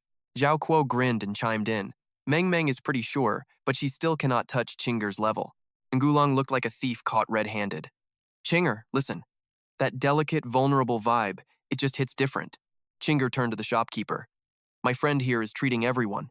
Everything tonight is on his tab." Ngulang panicked. "Wait, I misspoke. The top spot on the freshman beauty chart obviously belongs to you, Chinger." She gave a gentle smile. "I do not care about rankings. Keep it." Ngulang hesitated. "Then no change?" Chinger called the owner again. Ngulong screamed, "No, stop, stop, I get it. I totally get it now, Chinger. I understand what you want." He sighed inwardly. Trying to publish a list based on his own taste was getting impossible. Dinner ended. Li Luo looked satisfied, but Ngulong followed behind with eyes full of pure heartbreak. Suddenly, Li Luo froze. There she was. His own personal muse was standing right ahead. "Sister, why are you here?" Ching smiled. "I was just finishing some business nearby and happened to see your carriage, so I figured I would wait to go home together." She noticed Chinger beside him. For a moment, the air felt like it might just explode. Chinge's clear amber eyes locked on, radiating an intense and suffocating pressure. She spoke first. "Junior Chinger, meeting again." Chinger replied politely, "Senior Jiang looks as sharp as ever." Chinge smiled. "Li Luo told me about the exam. Thanks for the help. He might not have won otherwise." Chinger stayed composed, her every word sharpened like a hidden blade. With his real power, winning was easy. He just does not like to fight for attention. The crowd felt the tension. This Senior Jiang's aura was overwhelming. Only Ching'er could stand her ground. Ching'e turned to leave. "It is getting late. I am taking Li Luo home with me now." She grabbed Li Luo's hand, claiming her territory. Chinger went silent, her face cold and clearly annoyed. "I am heading out too. Let us catch up once we are at St. Astral Academy." Zhao Kuo and Engu Lang shared a look. They clearly sensed the complicated history between the three. After the party, Li Luo dove back into training his spirit arts. In the blink of an eye, the orientation day for the St. Astral Academy arrived. He spent that time refining spirit water, pushing his wood-earth spirit all the way up to rank 4. This boost pushed his power and cultivation speed way beyond anyone in his class. Now, the House Luo carriage was rolling toward the St. Astral Academy outside the royal city. Back home, Qing'e, Li Luo, and Ling Qing sat down. Qing'e began to explain the situation. The St. Astral Academy is located southwest of the Great Xia City, built right into the ancient mountain range. Over half of the continent's spirit beasts reside in these mountains, and within its deepest depths, there even exist spirit beasts of the powerful king-class level. But for you, today is all about the mentor selection trial. Being a Purple Brilliance student is no joke. That title carries way more weight than just being the young lord of the Luo house. It means you have a marquee-level powerhouse watching your back at all times. Plenty of people want me dead because of my potential. They only hesitate because even the academy thinks I am highly valuable. Li Luo nodded seriously. "Do not worry, I will give this mentor trial everything I have." Ling Qing laughed. "Qing'e, I have never seen you be so incredibly long-winded before." She turned to Li Luo. "If you ever need extra training, find me. I can recommend some mentors." "Thank you, Sister Ling." Qing'e added, "She will handle your registration once we arrive." Li Luo asked, "You are not coming with me?" Qing'e smirked. "Ready for hell mode? If you do not mind the chaos, I will go." Li Luo sighed. "Never mind. I will go solo." Right then, Tan Na pointed ahead. We had finally reached the main gates of the Tan Huyen Tin Academy. Li Lac peered out the carriage window, struck by how grand and majestic the scenery appeared before him. The surrounding mountains stood like a massive, unbreakable fortress wall, cradling the entire Tan Huyen Tin Academy grounds. At the entrance, Lin Khan explained that the inscription above was carved by a powerful king-class master. Those 5 words seemed to possess a life of their own, radiating a spiritual energy that felt incredibly vibrant. Li Lac was speechless, struggling to imagine the sheer scale of power the person who wrote it possessed. The carriage pulled up, and Thon Na stepped out first, greeted by a wave of cheers from the crowd. Li Lac marveled at her fame, but Lin Khan just shrugged. Believe me, this is only the beginning. You will soon see for yourself just how much power and influence your fiancé truly commands at this academy. Moving inside, Lilac was even more stunned by the sight of the academy's massive resonant power tree. He watched the giant tree's leaves dance in the wind, feeling a massive surge of energy even from this distance. It made sense now how something as rare as the Emperor's flow resonance could be nurtured here. Lin Khan led Lilac to the freshman registration area to sign in and collect his new student badge. Someone at the desk seemed to recognize him, but before they could speak, Lin Khan pulled Lilac away quickly. Hurry up before you're spotted. Just then, a seductive, almost wicked voice rang out from behind them. Are you Lilac? The pair had walked a short distance when the question made them freeze in place. The girl was Do Troc Honglian, daughter of the Do Troc house. Seeing no answer, she demanded to know again. Sensing trouble, Lin Khan frowned and snapped. Do Troc Honglian, what exactly do you think you're doing? Lilac felt the hostility in her voice and quietly sized up the visitor from the Do Troc house. Honglian's eyes flashed with malice. Lin Khan, I just wanted to look at Then Na's fiancé. Why so protective? The surrounding crowd erupted like a disturbed hive. So, nobody was really the man engaged to the great Then Na? What could she possibly see in him? Lin Khan snapped back, clearly annoyed by the girl's constant instigating. Do Troc Honglian, you are doing this on purpose. Just because Then Na constantly beats you, do not take it out on him. Honglian remained cold and composed. I am simply stating the facts. Or perhaps there is another issue? Does this little freshman simply lack the balls to admit it? Lin Khan tried to snap back, but Lilac stopped her. Sister Lin Khan, let it go. He then turned his gaze toward Honglian and called out her name. She smirked mockingly. Suddenly, Lilac clutched his chest and cried out, Do Troc Honglian, stop forcing me. I already said no. He put on a pitiful face, even forcing a few tears into his eyes as he spoke to her. I know you like me, but it is impossible. Even if you agreed to be my mistress, Then Na would never allow it. Please, let me go. The entire crowd stood there in stunned silence, completely baffled by his sudden and dramatic performance. They quickly started whispering. Was it true? Did Do Troc Honglian actually have a crush on Lilac? Is she really that shallow? The man beside Honglian growled. You pale-faced brat, how dare you insult my sister? He went silent as he noticed Honglian's terrifying rage. She gritted her teeth and hissed, Lilac, you're dead. Like a wounded bull, she lunged at him with lethal intent, screaming that she was going to kill him. I will end you. Ling Kang stepped in immediately, shouting back, Do Troc Honglian, don't you dare touch him. Their energies collided, but Honglian's raw power was far superior, easily crushing Lin Khan's desperate attempt to block her. Lin Khan was thrown back, leaving Lilac panicked. Honglian launched another strike while shouting a warning. Move, Lin Khan, you can't protect him. I'll tear his mouth apart. Suddenly, a brilliant flash of light appeared. A heavy blade plummeted from the sky, slamming into the ground and forcing Honglian to dodge for her life. Recognizing the newcomer, Honglian clicked her tongue. Then, Then Na appeared, looking absolutely radiant and powerful. Her voice was calm but sent shivers down everyone's spine. If she can't protect him, then how about me? Then Na looked down at her like an ant. Do Troc Honglian, after losing to me so often, you're targeting freshmen? If you really want to fight, then meet me in the arena right now and settle this for good. Honglian bit her lip, refusing to back down.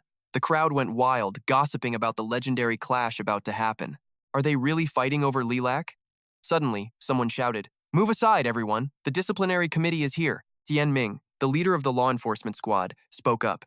Qing Yi, Duze Honglian, today is orientation day for the new students.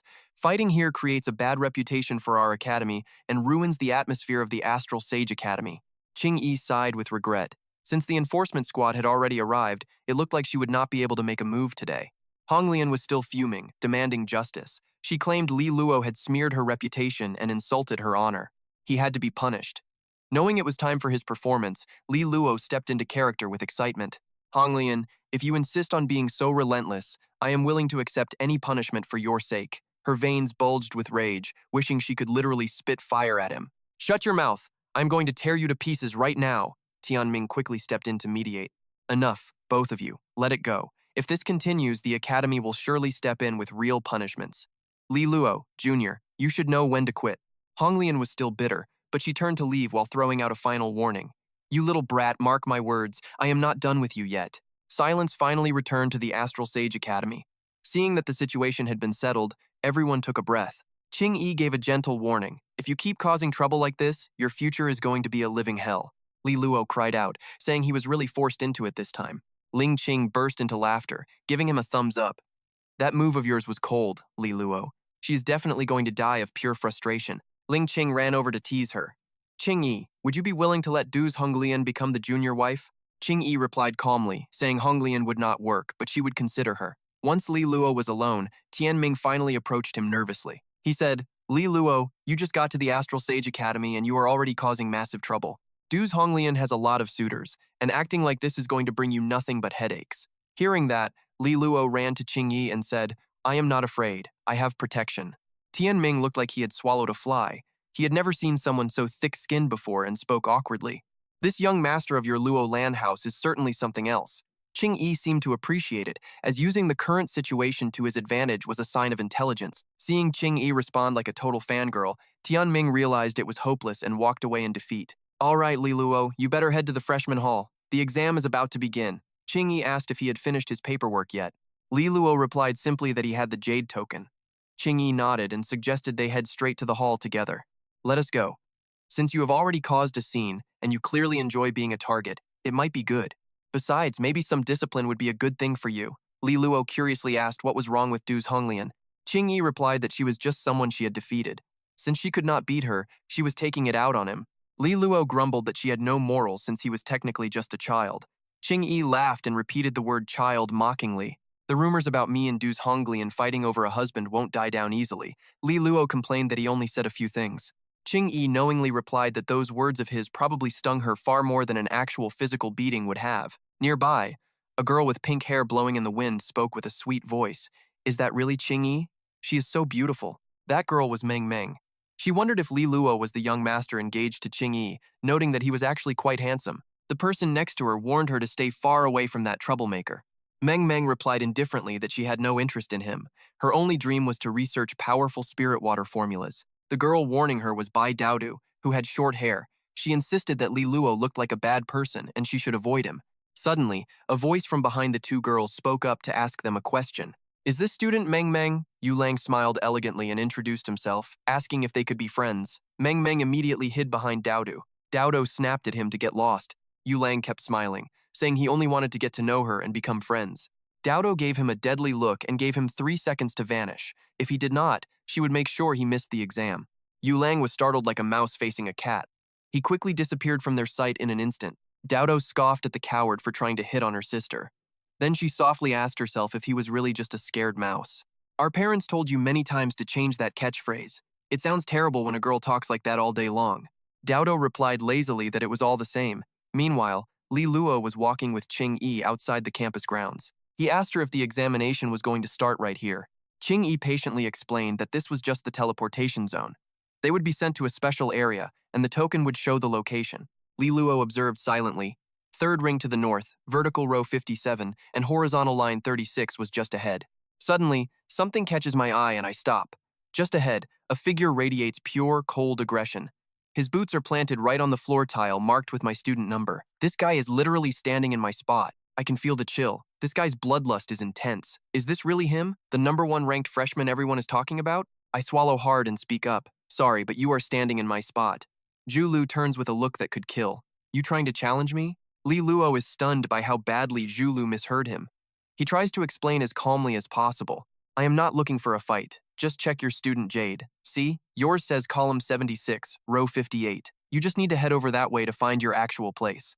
Zhu Lu stays silent while checking his jade piece. Then, he silently puts it back into his pocket. Zhu Lu makes another terrifying face and asks if I want to challenge him. I am completely speechless. Honestly, who on earth would even want to fight you? Is he from the general's estate? Or did he grow up in a cave? After an awkward silence, I decide to test the waters. You are lost, aren't you? Can't find your spot? Zhu Lu says nothing, but his shoulders slump just a tiny bit. That is all the confirmation I need. Being the nice guy, I offer to help. Give me your jade. I will go find your spot for you. Just stay here. I will track it down. As I walk away, the look in Zhu Lu's eyes shifts. He watches me leave with a strange, thoughtful expression. Time passes, and the great hall begins to fill up. The space is soon buzzing with the chatter of new students. Excited voices whisper around me. That is Vice Principal Tuo Shin from Astral Academy. They say she is an elite powerhouse at the Duke rank. A stunning woman steps out from the crowd. She carries both charm and the heavy authority of an elder. To everyone here, she is the legendary leader of Astral Academy. My eyes widen in awe. This woman feels immense. Beneath her gentle exterior, there is a power as vast as the ocean itself. Suddenly, the rumors intensify. The king is here, and so is the princess. She is a top student in the 4-star hall right here at our academy. She even runs the disciplinary squad. So whatever you do not start trouble on campus. If you do, nobody is coming to save you. Seeing the two figures emerge, I am hit with a wave of shock. No way. That kid I ran into at the Golden Dragon Bank, he is actually the current king? Unbelievable. This princess has real talent. Finally, I have met someone who can actually stand next to Sister Tai Wei. While I am thinking, another tall figure catches my eye. I figure this must be the most powerful man in the Great Xia Kingdom, the Prince Regent himself, Gong Yuan of the Great Xia Dynasty. His aura is overwhelming and bottomless. He gives off the vibe of a man who is dangerously unpredictable. In terms of sheer presence, he might even outshine Vice Principal Tuo Shin just a little bit. At that moment, Tuo Shin steps forward to address the crowd. New students, on behalf of Astral Academy, I welcome you. Welcome to this ancient institution. Once again, I am left speechless. Just her words alone are enough to make everyone feel completely at peace. This is the mysterious and profound power of Vice Principal Tuo Shin, she continues. Soon, the teleportation circle beneath your feet will take you to the area for the selection competition. Inside, you will find spirit beasts wearing different seals. These seals determine if you get a silver or gold tier mentor. Plus, the 4 glow mentors have their own corresponding plaques. These mentors will be watching every move you make during the competition to judge your performance. They will personally grant you status based on what they see.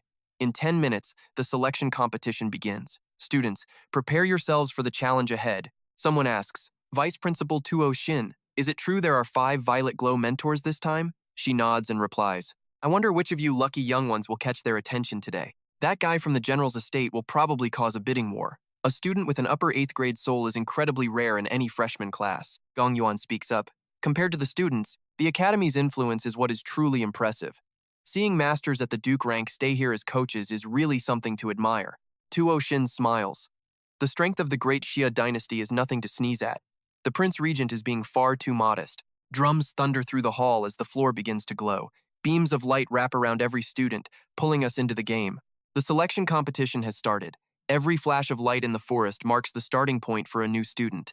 I find myself standing in the middle of a dense forest. So, this is where the selection exam is going to happen? It looks like everyone was scattered randomly. I take a quick look around and then use my movement skills to scout the area. I run into a few other students along the way, but we all quickly head in different directions. Nobody is interested in chatting right now. I stop cold. I see a dark shape moving. It is a low-level black tiger spirit beast. Its power is around the 10 seal stage, and a silver seal hangs from its chest. Looks like taking down this beast will earn me a spot with a silver glow mentor.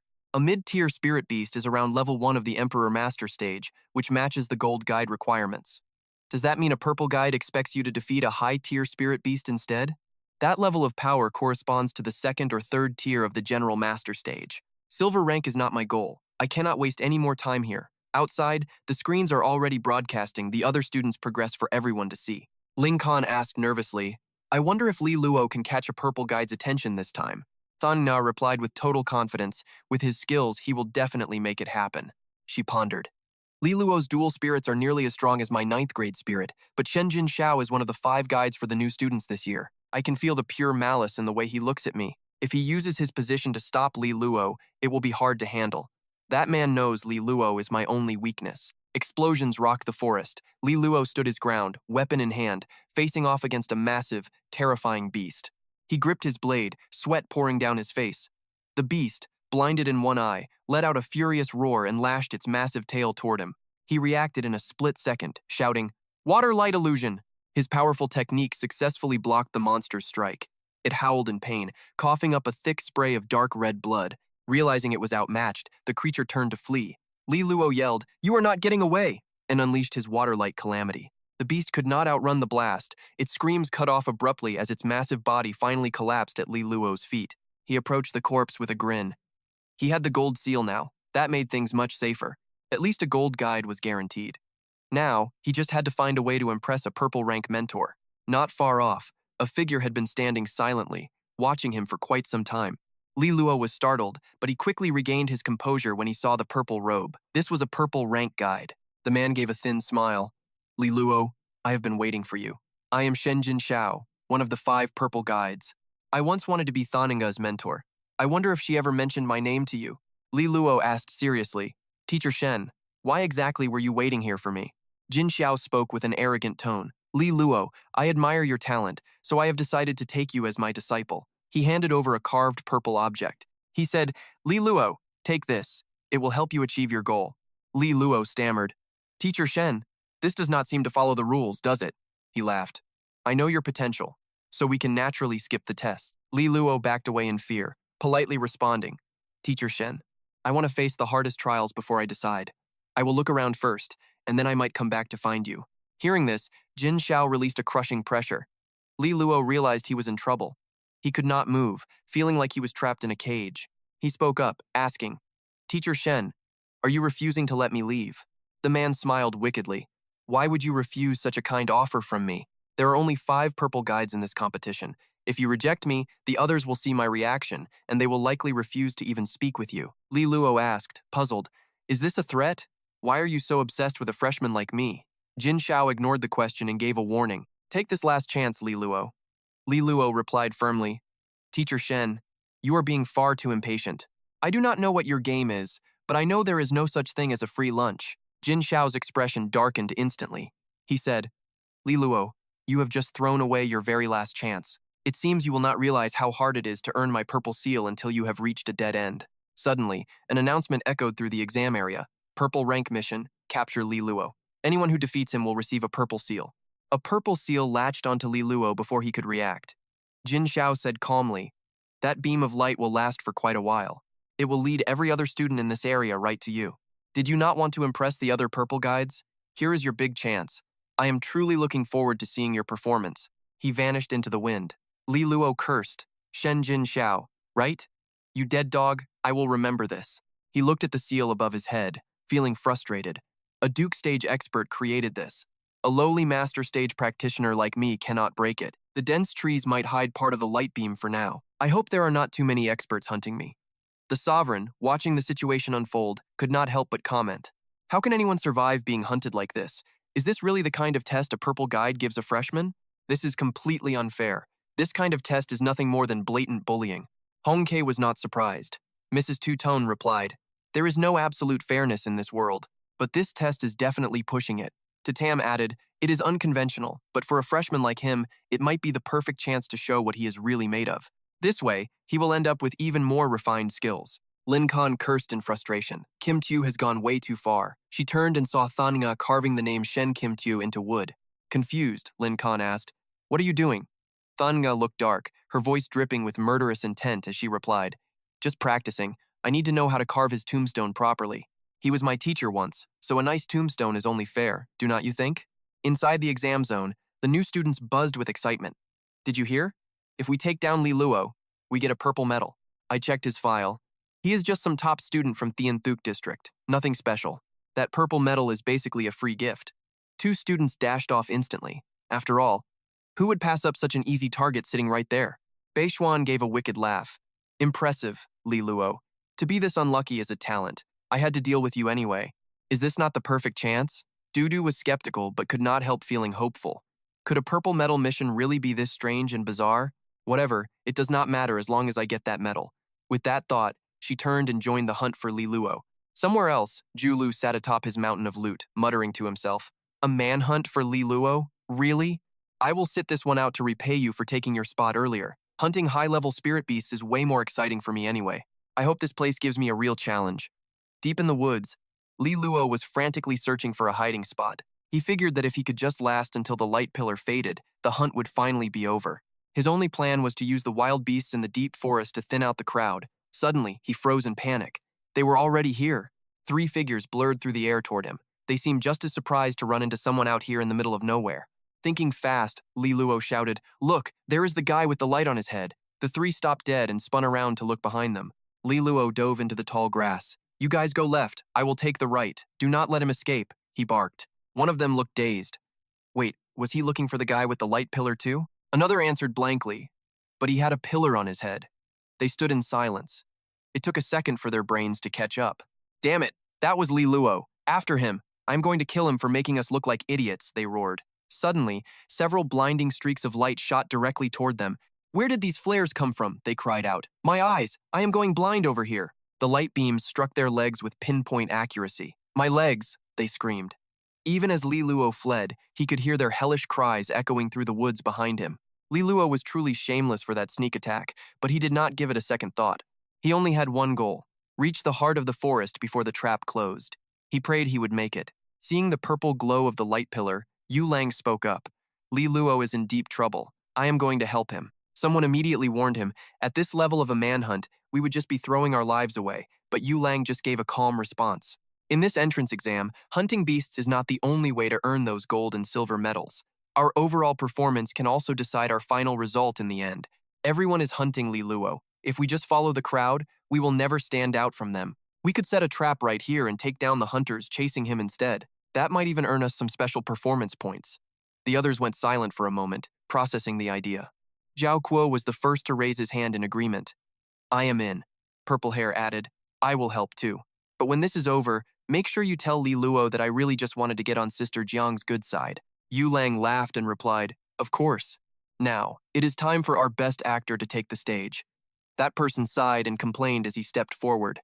"Damn it, how did Namfong Academy manage to produce two such talented young geniuses at the exact same time?"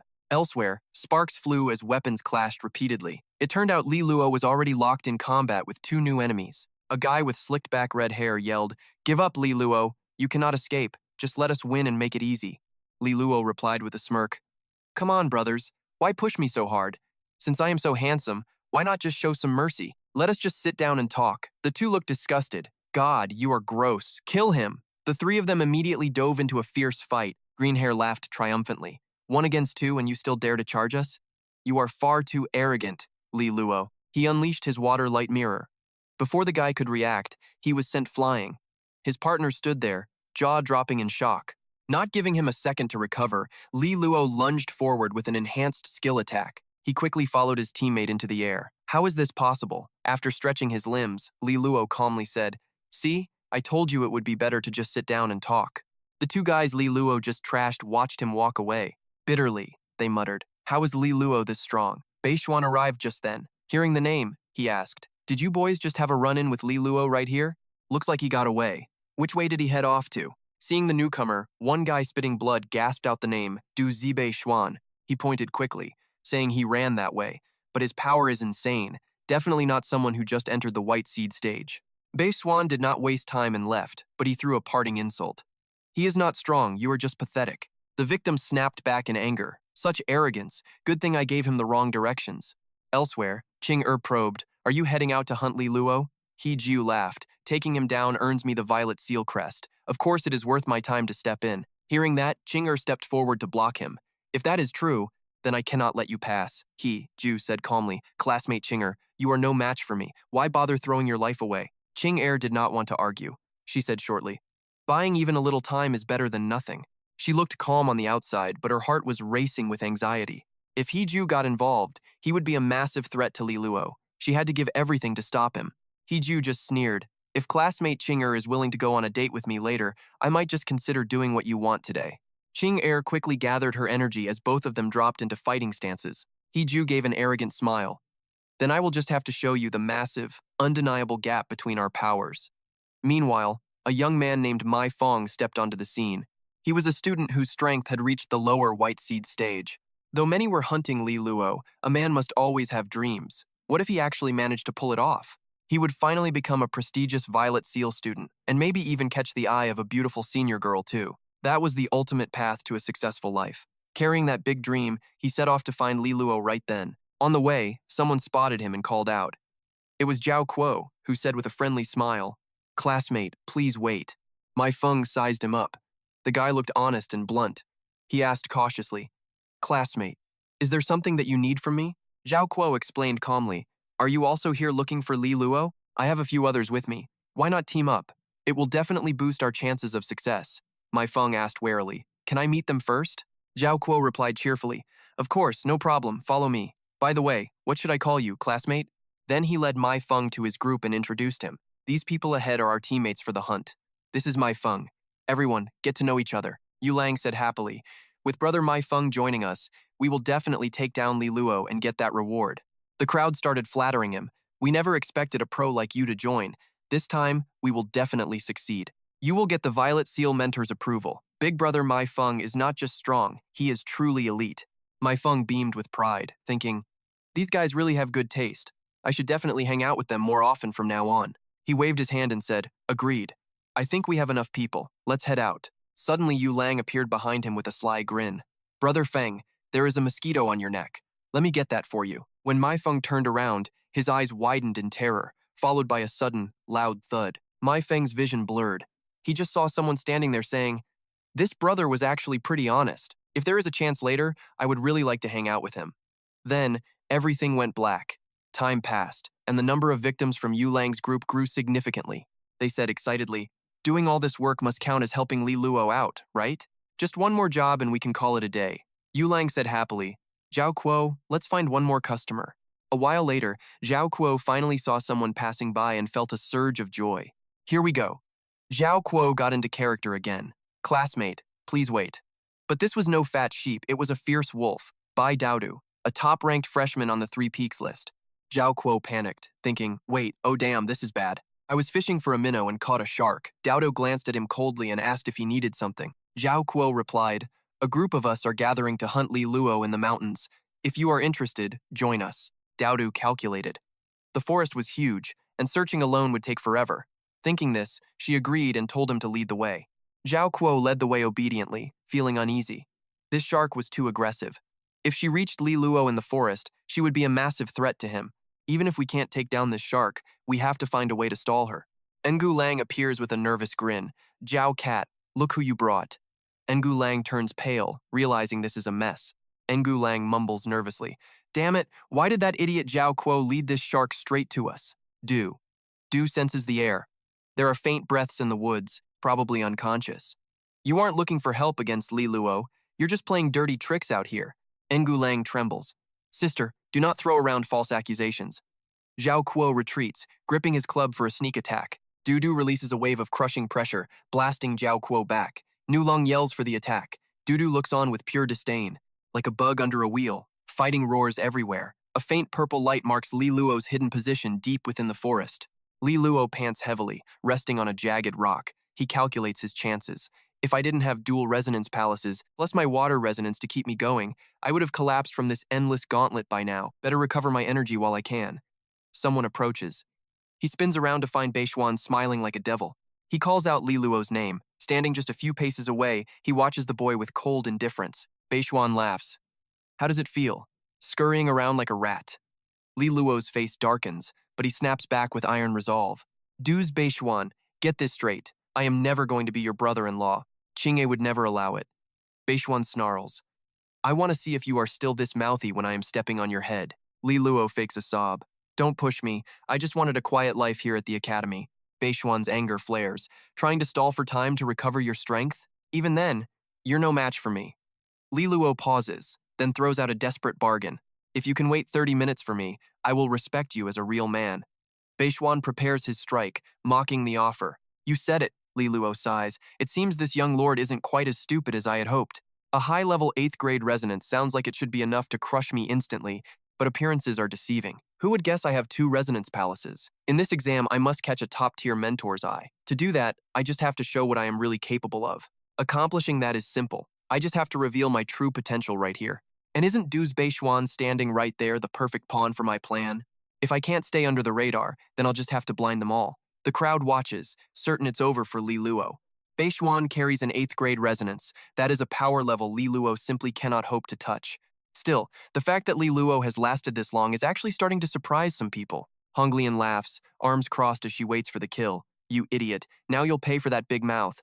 Qingye, stay right here and watch. Your little fiancé is about to be ground into the dirt by Beixuan. Ling Qing looks worried. That woman Honglian keeps glaring at us. She is nasty, and Beixuan is a real monster. Qingye never looks away from Li Luo. I have complete faith in Li Luo, she says. Ling Qing scoffs. You are delusional. An 8th grade power is no joke at all. Qingye counters firmly. Neither is Li Luo's dual resonance. Wang Sheng watches the scene and asks timidly, Sister, can Li Luo actually win this? Luan Wu looks at the boy with affection. Looking at the raw numbers, Li Luo has 0 chance of winning. Wang Sheng's face falls. But that Beixuan guy is so incredibly annoying. Luan Wu continues, but victory isn't always about visible power. Li Luo and Qingye have very different souls. Qingye is like the midday sun, bright and bold, but Li Luo is more like a bottomless pit. He looks ordinary on the surface but hides a universe inside. Of course, this is just a woman's intuition. I hope I'm not disappointed. A silver spear flashes into existence, set with 2 green gems that match the exact color of Beixuan's hair. He grips the weapon with power. Behind him, a massive ice dragon rises, radiating a suffocating heavy pressure. Li Luo watches from a distance. An 8th grade resonance, its power is legit. He stops thinking and charges forward. Beixuan's eyes widen in surprise. You actually have the guts to run toward your own death? As Li Luo closes the gap, Beixuan strikes first, swinging his spear with a roar. Get lost. The boy backflips to dodge the blow. Objects fly at Beixuan, who blocks them easily. You overestimate yourself. Without missing a beat, he shifts his weight to launch a devastating follow-up attack. Magic gathered in his palms as he unleashed a storm of power toward Li Luo, but Li Luo stood his ground, feet planted firmly against the onslaught, refusing to yield. Panic flared in Beixuan's eyes. He wondered how this was even possible. Why wasn't his technique draining the boy's strength? Frustrated, he switched tactics, launching an advanced combat art called Raging Wave. Li Luo countered immediately, summoning his own defensive spell, the Mirror of Water and Light. The strike slammed into Li Luo's magical shield but failed to break through. Refusing to back down, Beixuan poured every ounce of his remaining energy into the attack. Suddenly, the magical shield shattered into pieces.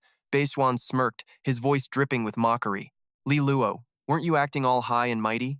Today, I am going to grind your face into the dirt and see what you are really made of. Mid-strike, Beixuan suddenly lost his footing. This ground is too soft, he barked. Seizing the moment of distraction, Li Luo launched a counterattack. He delivered a heavy kick straight to Beixuan's face, leaving a muddy boot print across his cheek. Beixuan staggered back, clutching his face in pain. Pure murderous intent filled Beixuan's eyes as he growled with a voice full of rage. Li Luo! A massive surge of power erupted from his body, swirling around him like a giant roaring green flame. Hovering in the air, he roared that he would sacrifice Li Luo today. But then he stopped. Sensing something strange, he landed back on the earth, suppressing his power. He narrowed his eyes and asked, Did you use your water energy to soak into the ground? To turn this place into a swamp? No, that is impossible. How could your water power be strong enough to do that? Li Luo shot back with a defiant smirk. What business is it of yours? Beixuan's teeth ground together in fury. Li Luo, you little rat. He attacked again, this time using a tiger soul technique to buff his strength. His body began to swell with raw muscle. His clothes shredded, revealing hard muscle as his eyes glowed a murderous red. He snarled that Li Luo was really starting to get on his nerves now. Somewhere else, a powerful figure stood on a jagged cliff. The spear in her hand drew every eye as she looked down at the crowd. Zongbin gazed up from below, whispering in total shock. She is way too strong. We cannot even touch her. The warrior was Dudu. She scoffed. You think this pathetic strength is enough to face me? You overstep yourself. She turned to walk away, but called back over her shoulder. Now get lost. I do not have time for this. Keep dragging this out and, well, I am worried someone else might finish off Li Luo before I do. Suddenly, a stranger lunged toward her from the shadows behind. Dudu sensed it and glanced sideways. In one fluid motion, she swung her spear, delivering a strike as fast as a gale. Blood sprayed as the blow hit its mark. The stranger was sent flying into the cliff wall, coughing up blood, but then he began to laugh. It was Yulang. He held up a jade pendant, grinning mischievously. This seems pretty important, right? I noticed your sister wearing one just like it. Dudu let out a furious scream. When did you steal that? Give it back! Yulang didn't stay down. He leaped up and took off into the air, laughing as he called back to her. If you want it, come and get it. Catch me and it is yours. Dudu's patience finally snapped as her rage boiled over. You bastard! Do you want to die? She screamed, chasing after him. Get back here right now! Zhao Kuo watched from the sidelines, his eyes welling up with emotion. Yulang was a true hero in his eyes. That retreating figure looked so tragic. He just hoped Dudu wouldn't beat the poor guy to death. The chaotic scene suddenly turned eerily quiet. Back at the duel between Li Luo and Beixuan, the Tiger Soul technique had transformed him. His body was now massive, solid, and incredibly tough. He swung his spear back, widening his stance as he prepared to launch his final, deadly assault. Beixuan let out a roar and lunged forward. Li Luo's eyes widened in surprise, but he quickly shifted to defense, summoning a bow into his hands. Beixuan yelled as he closed the distance. Your little parlor tricks are cute, but they are completely useless against me. Li Luo drew his bowstring tight, preparing the blue light stream arrow. But before he could release it, Beixuan moved even faster. He thrust his spear directly at Li Luo's chest, but the boy's quick reflexes allowed him to dodge just in time. While evading, Li Luo realized he was being pinned down. He had underestimated just how brutal and relentless his opponent could be. Beixuan didn't let up, pressing the attack. This time, Li Luo leaped onto a high tree branch to escape the onslaught. He aimed his bow and fired. The arrow whistled through the air toward its target. Beixuan's eyes widened. It is too fast, he thought. He spun his spear rapidly, creating a defensive barrier. Each arrow slammed into the spinning weapon with a series of sharp cracks. The impact sent a massive shockwave through the air, forcing Beixuan to stagger backward. He was stunned, wondering how a single arrow could push him back. It was not the Tiger Soul technique. I can still feel a lingering, jagged aftershock in my arms. Li Luo raised his bow once more, calculating his next move. One arrow would never be enough to pierce through Beixuan's heavy defenses. So he fired 2, then 3. Arrows began to rain down. Beixuan moved with agility, knocking them away with his spear. Suddenly, Li Luo flashed a cunning, mysterious smile. His eyes locked onto a specific opening in Beixuan's lower guard. He had finally found the fatal flaw. Beixuan realized Li Luo's plan, his face turning pale with a flicker of terror. He understood the trap, but everything happened in a lightning flash. An arrow grazed his inner thigh. Li Luo taunted him, asking if he was okay. Need me to heal that? My water magic is very effective. He roared in fury and screamed like a madman. Li Luo, I will kill you. He screamed like a monster, unleashing a sonic shockwave. Li Luo winced as the shock hit him. Beixuan lunged, snapping the tree branch. He leaped away, casting a water spell mid-air. Suddenly, the tide began to rise. Li Luo dove from a high rock into the surging water to escape his pursuer. The water propelled him forward. He raised his bow and pulled the string tight. Bolts flew. Beixuan spun his spear into a shield. Show me how many shots you have! Li Luo glided across the surface, widening the gap while Beixuan gave chase, dodging while preparing to strike. Their fierce combat sent tremors through the entire valley. The impact caused absolute chaos. On the cliff, someone watched and calculated his next move. Li Luo's stamina is better than I thought. It was Jinxiao. He watched the duel intently. Just an above-average student. Not worth having other masters embarrass me. He flashed a sinister smile. Once Li Luo falls into my hands, you will see my power. I will use him to make Thanangos submit. You can't escape me. Elsewhere, amidst ice and toxic fog, Thani gasped for breath, feeling exhausted. Poison scarred her hands. She knew the toxin was spreading. It was eating her energy. Haxu stood there mocking her. Why resist? Your ice trap is temporary, but my poison is permanent. One of his arms was already frozen, solid by her magic. Stalling you was enough, she replied. He asked if it was worth it. The school can heal you, but the treatment will be pure agony. She remained expressionless and whispered that she preferred it that way. He blushed, suddenly finding her even more fascinating. Why not date me? I have more wealth and talent than Li Luo. She stared at him in cold silence. But you aren't as handsome as Li Luo. He stood there stunned. Nearby, another intense team battle broke out.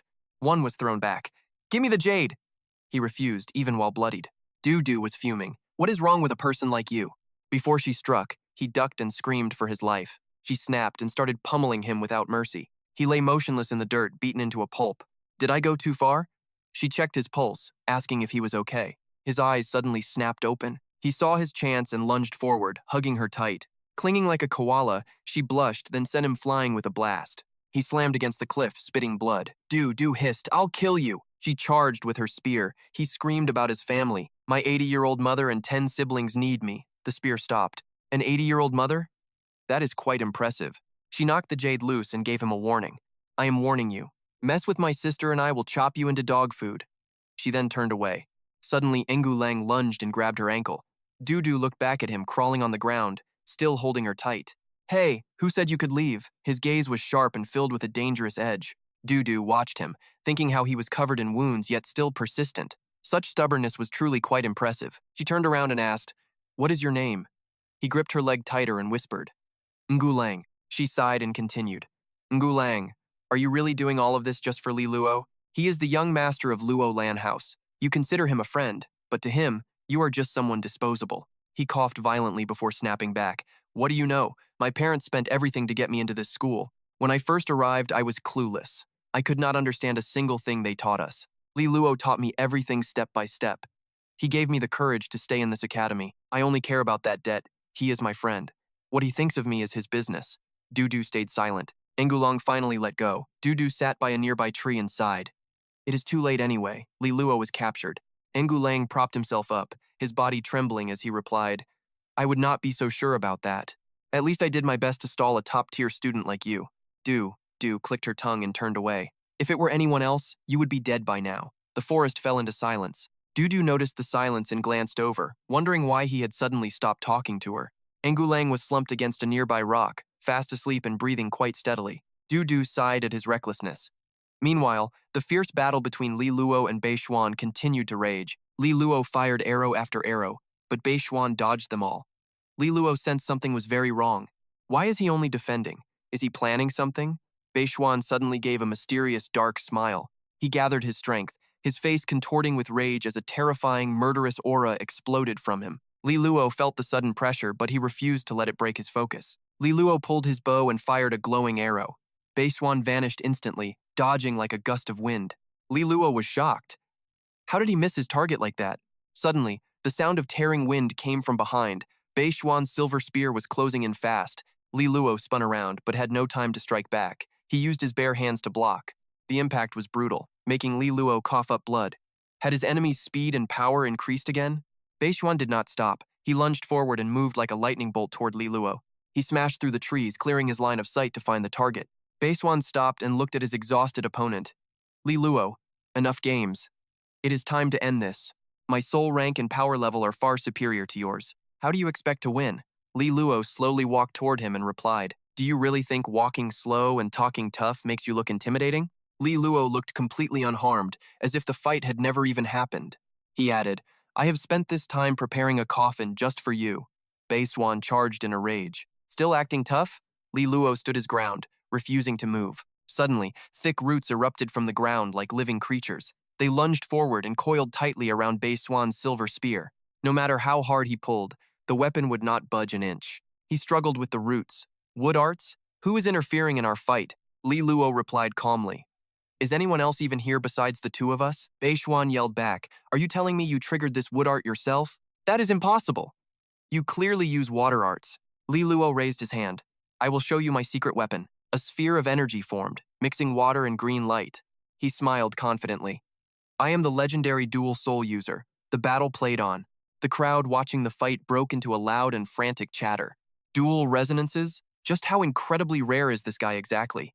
This is as rare as Qing's 9th grade light resonance. Usually, only those who reach the Duke stage can tap into dual resonance power. This gives Li Luo an incredible advantage. Watching tensely, Honglian muttered, Water and wood? He actually has 2 resonances? Does the Luo Lan House really have this much luck left? Ling Qing turned to those nearby, her voice filled with pure disbelief. A dual resonance palace. So powerful. Did you know about this already? Qing's eyes glowed with pride. He carries the blood of my masters. There was no way he would ever be just ordinary. Su Xin couldn't help but marvel at the sight. A dual resonance palace is truly a rare find. Standing nearby, Luan Yu said, Congratulations, Vice Principal. It looks like the Academy has found its next great genius. Su Xin gave a modest reply. Having 2 resonances is rare, but his success still depends on his character and destiny. Still, he is a talent worth training. The St. Shuangxing Academy will certainly keep a close eye on him. Luan Yu weighed those words. The Vice Principal's protection would likely shield Li Luo from a lot of unwanted attention. Even though the Luo Lan House lost 2 powerful Duke stage experts, their legacy is starting to shine through their children. Perhaps one day they will restore the house to the glory it once held. Back in the heat of battle, thick tree roots surged up to grip Beixuan's spear. Hearing Li Luo's admission, he gritted his teeth and thought, 2 resonances? If I can crush him now, the world will see that his parents' fame belongs only to them. I am the heir of the Z house. I will bring the Luo Lan heir to his knees. Beixuan ripped his spear free and roared, I don't believe you. Like a wild animal, he lunged forward once more, driving his spear straight at the young boy's chest. Li Luo didn't flinch. He stood his ground and calmly unleashed his Myriad Trees Binding technique. Glancing at his opponent, Li Luo moved fast. Massive roots shot out to cage Beixuan in. Not backing down, Beixuan swung his spear, slicing the heavy roots into pieces with ease. He gave a nasty grin. You think these little twigs can hold me? You're being way too naive. Li Luo just smiled. A 4th grade resonance is tough to crack, sure, but the fight has only just started. More roots slithered toward him, but this time they were shimmering with a layer of water. A massive, heavy root slammed into Beixuan, forcing him to stumble several steps back. Confused, Beixuan wondered why the vines felt so heavy. Then it hit him. This was the heavy water technique. While he was distracted, a giant root snuck up behind him and delivered a crushing blow to his arm. He winced at the stinging pain, but the roots weren't done with their assault just yet. They rained down from above, creating a wooden prison around him. As Beixuan struggled, Li Luo watched and planned his next move. Under this constant barrage of roots, it is only a matter of time before you slip up. He gathered some fallen branches and sharpened the tips into points, calmly planning his next step. These makeshift arrows won't do much real damage, but the humiliation will be unbearable. He aimed his bow at Beixuan. The wooden arrows peppered his target. Once Li Luo had enough, he moved to the next phase. Time to stop playing around. Let's see how long his energy lasts against my heavy water vines.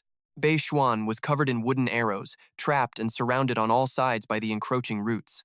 He roared in fury. Li Luo, you little coward, fight me like a man instead of hiding. Beixuan knew he was in trouble. His energy was draining fast, and Li Luo's poking wasn't stopping. Things looked grim. Suddenly, a water-soaked root lashed out and coiled around his arm. Soon, more roots swarmed him, binding his other arm and both his legs. They moved so quickly he couldn't even struggle. Immobilized, he screamed out, "You absolute piece of trash!" Beixuan was completely swallowed by the roots. He lost all control and started screaming like a madman. If you are so tough, stop hiding behind these tricks. You are just a pathetic coward. Suddenly, a root shot into his mouth, cutting off his angry, muffled shouting. Li Luo strolled right up to him. "Well, I am here now, aren't I?" he asked, his voice dripping with mockery. "Come on, let us have that fair fight you wanted so badly." Beixuan fumed, unable to say a single word. Li Lac feigns regret as he watches the scene unfold. Such a shame that the first duel between the two young house lords ended like this, simply because Duze Beixuan was too cowardly to actually fight. Beixuan tried to keep cursing through his gag, but eventually, exhaustion took over and he blacked out. Li Luo turned pale, gasping for breath. It is finally over. If this had gone on any longer, I would have reached my absolute limit. He collapsed onto the ground, exhaling sharply. Suddenly, the air shifted. Jinxiao materialized in the void, gazing down at him with a cold stare. His voice was like ice. "Li Luo, I never imagined you were hiding a dual resonance. I truly underestimated what you were capable of." Li Luo stayed calm. "In this world, you have to keep a few secrets, right? Now, I believe it is finally my turn to choose." He stood up, energy swirling around him. "To the 4 other Violet Seal mentors, does Li Luo now have enough merit to earn your respect for Master Shen?" As he finished, 4 beams of light flashed from the distance, and 4 violet seals hurtled toward him like meteors. They stopped right before him, creating a massive gale. The crowd erupted in cheers as all 4 mentors extended their invitations. The passion in the air was electric. Even the king praised him. "This Li Luo kid has some real talent, does he not?" Luan Yu smiled, pleased by this unexpected turn. She wondered which Violet Seal mentor the vice principal thought he would eventually decide to follow. Su Xin spoke slowly. "How could I possibly guess? But I will say this, Li Luo has a very unique personality for a student." Luan Yu stroked her chin. "He dodges everything, then turns his enemies into pincushions. Li Luo is the total opposite of Qingye. He does not care about respect, he just wants to drive his opponents absolutely insane." She sighed, thinking how strange it all was. Back on the field, Li Luo called out to the man beside him. "Master Shen, it looks like I still have some value after all." Jinxiao stayed silent, the frustration clearly written all over his face. Li Luo looked at the 4 invitations, 4 mentors. "With a situation like this, how am I supposed to choose? What should I do?" Suddenly, a gentle voice echoed. "I am Sichuan." The words came from one of the seals. She spoke with a soft, steady reminder. "All 4 Violet Seal mentors here are excellent choices, but my main advantage is that I do not care about Jin Xiao's opinion." Li Luo was stunned. Did this mentor have a grudge against Jin Xiao? Sichuan sent another message. "Even before you showed your dual resonance, I was already watching you. But truthfully, if you had lost to that Beixuan kid, I would never have picked you as a student. It was not about annoying Jin Xiao, it was simply that you would not have been worthy of the position." Li Luo fell into thought for a moment before taking a deep breath and deciding. He bowed to the other 3. "Thank you, mentors, for your consideration." Immediately, the 3 violet seals belonging to the other mentors vanished into thin air. He turned to the remaining seal with respect. "Student Li Luo greets his new master." Sichuan accepted him and immediately dismissed the others. "Jin Xiao, if there is nothing else, you are free to leave now." He gave a mocking laugh, then grabbed Beixuan and vanished. Li Luo stared at the violet seal in his palm. "Sichuan, having a violet seal mentor makes everything feel much more secure now. It looks like I will have to serve this new master very carefully from now on. I wonder how Qinger, Yu Lang, and Zhao Kuo are doing right now." Over at Lu Qinger's test site, she was clutching her injuries and gasping for air. He Chao was still in top shape, mocking her. "It looks like you have reached your limit, Qinger. Still, you managed to stall quite well." Qinger struggled to hold on as the poison gas invaded her body and her vision began to blur. Suddenly, a violet seal appeared right in front of both of the young students. Qinger felt the change instantly as the toxins in her body were purified by the violet seal. Hichao accepted his too and gave a polite thanks. Chinger was confused. A Violet Seal mentor chose me, but I was clearly not even a match for Hichao in that fight. Oh well, at least I have the Violet Seal now. She bowed politely and offered her thanks to her new master. Nearby, Zhao Kuo and Zongbin both received gold seals. Am I being beaten so hard that I am actually starting to hallucinate? I see a gold seal. It looks like a gold seal just landed. Did we really just get awarded a gold seal for our performance? Our effort must have finally caught the eye of the supervisors. I guess taking that brutal beating was actually worth it in the end. Deep in the forest, Bai Daodo had also been chosen. Thank you, Master. She read the name on her seal. Which mentor is this? This is exactly the mentor I wanted. He is a Wind General, so he can definitely help me increase my power and speed very quickly. Suddenly, she noticed another violet seal hovering right next to where Yu Lang was sitting. Wait, what is that? Is that for him? This is totally ridiculous. Yu Lang opened his eyes after his painful defeat and was shocked by what he saw. A violet seal. He immediately lunged for it. This is mine. I earned this with my own sweat and blood. Do not even try it. He looked at Daodu with suspicion. I fought for this. She just stared at him, speechless. It was sent to you. No one is fighting. Engu Lang stood there in utter disbelief. Was this for real? Was I actually chosen by a Violet Resonance mentor? Wait, there is a name here. Who is this mentor, Chier? Dudu gasped in shock. What? You are with her too? Engu Lang caught her drift immediately. Wait, you too? Does that mean we share the same mentor from now on? Our seals are identical. Her world felt like it was crashing down. For the next few years, maybe even until the 4-star hall, I have to be classmates with him? Is it too late to quit now? Ngu Lang just grinned excitedly. I heard Violet Resonance mentors only take 3 students. Please look after me from now on. By the way, think you could introduce me to Meng Meng sometime? Du shot him a terrifying glare. Say one more word, and I might just sacrifice you right here on the spot. Ngu Lang scrambled away from her instantly. Du felt utter despair. Is this loudmouth jerk really going to be one of my teammates? What a total nightmare. By now, the Master Gardener exam was drawing to a close, and most students already had their final results. Sudden tremors rippled through the inner space as groups of students began to vanish one by one into thin air. Vice Principal Su Xin's voice boomed across the Grand Plaza. She announced, "The Master Gardener exam has officially concluded. First, let me congratulate you all. As of this very moment, you are all officially students of the Astral Sage Academy." Her voice echoed through every corner. In this place, you will grow stronger and finally begin to uncover the many hidden truths of our world. Students who earned silver and gold seals, please proceed to your mentors to report in immediately. Also, I want to congratulate those who earned the recognition of a Violet Resonance mentor. Next, I will announce the official Violet Resonance student roster. The notice board flickered to life, displaying Mentor Cao Sheng with Zhu Lu, Qinger, and Duan Yue. Mentor Jin Xiao with He Ju, Beixuan, Luo Zi. Mentor Shi Chan with Li Luo, Xin Fu, Meng Meng. Mentor Qi Er, Dudu, Ku Luo, Ngu Lang. Mentor Chu Zi with Lasha, Qian Ye, and Xu Ying. Li Luo scanned the names under Mentor Shi Chan and was genuinely surprised. Meng Meng was actually assigned to the same mentor as him. That Xin Fu guy is likely the 7th-ranked Resonance user, and that Ngu Lang kid actually pulled it off? He actually impressed a Violet Resonance mentor. Elsewhere, Ngu Lang scratched his head in agony. Why did that jerk Li Luo have to be on the same team as Meng Meng? Once Meng Meng gets used to Li Luo's good looks, I won't stand a chance. Qinger was also sulking, wishing she had been assigned to the same mentor as Li Luo. That Meng Meng girl was definitely a threat to any guy's heart. Meanwhile, Zhu Lu was breaking out in a cold sweat. Qinger and Duan Yue are clearly both girls. What kind of team distribution is this? Am I being singled out or something? Xu Ying rubbed her chin thoughtfully. After everything that happened during the exam, Li Luo actually pulled it off and got picked by Mentor Shi Chan. The crowd began whispering.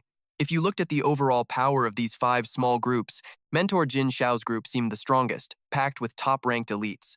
Mentor Chu Zi's team was also powerful, looking like they would have no issues at all. Who exactly is this Ngu Lang? I have never even heard of him. Up on the high platform, 2 observers watched as Li Luo was chosen by Mentor Shi Chan.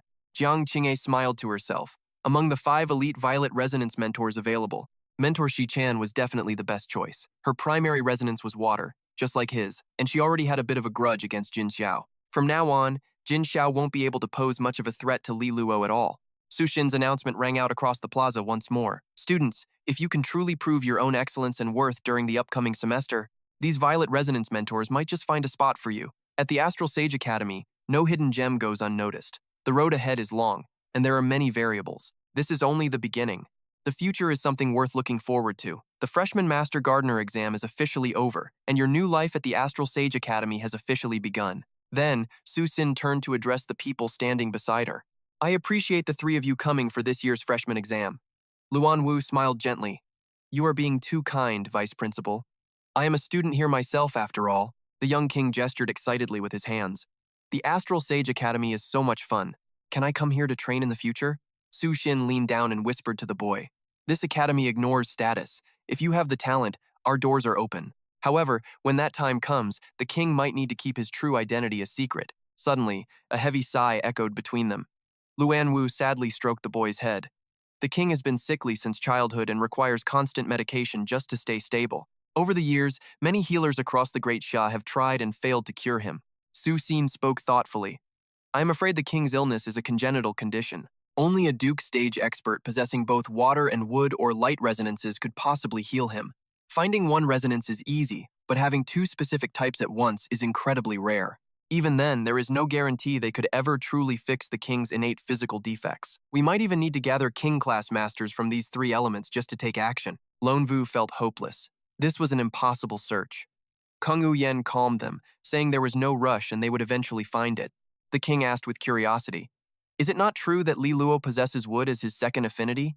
If that is the case, once he reaches Duke stage, would there not be a slight possibility? Tu Tam replied that while the theory holds, reaching Duke rank could take forever. Plus, manifesting a new affinity is completely random. There is no guarantee he will manifest a light affinity. Lone Vu considered it deeply, acknowledging it was a long shot. Kung Wu Yen warned that they should watch him closely but keep expectations low. They did not want to end up devastated by disappointment. After talking a bit longer, they prepared to leave. Kung Wu Yen trailed slowly behind Lone Vu and the others. He glanced back at his main target, Li Luo, standing in the busy square, before finally vanishing into the noisy crowd. Qingyi and Ling Qing approached him then. Congratulations, Li Luo. Ling Qing beamed with pure joy for her friend. You really pulled off a huge surprise this time. Li Luo smirked. This spotlight wasn't exactly my choice. Beixuan humiliated himself just to corner me. He forced my hand in those woods. What a nasty piece of work. Ling Qing sighed. Just keep bragging, why don't you? Qingyi offered a gentle smile. Not bad at all, she said. Landing a spot with mentor Shi-chan is a great result for you. Just stay sharp. I highly doubt that man will give up so easily. Li Luo understood. Jinxiao was a Violet Vibrance mentor and a powerful duke. Being on the radar of a man like that was bad news. Luckily, at the Astral Sage Academy, even the strongest Duke stage masters have to follow the rules of the school. I just need to stay cautious and keep close to mentor Shi-chan. Suddenly, the surrounding crowd erupted into a loud chatter. A girl asked, who are these people? Are they students? A senior nearby stepped in to clarify things for her. Listen, Junior, you probably do not recognize them yet. These are elite seniors from the 4th house. That man leading them is the Prince Regent's son. He was an exceptionally striking and prominent young man. That is Shen Jun, the senior added. He is currently one of the 7-star pillars of our prestigious Astral Sage Academy. Even among the elite 7-star pillars, Shen Jun stands out as a powerhouse. In many ways, he is considered the strongest student in the academy. They noticed Shen Jun and his group approaching. Li Luo froze for a second. They are headed right toward us. I do not even know the guy. It seems there is only one logical explanation for this.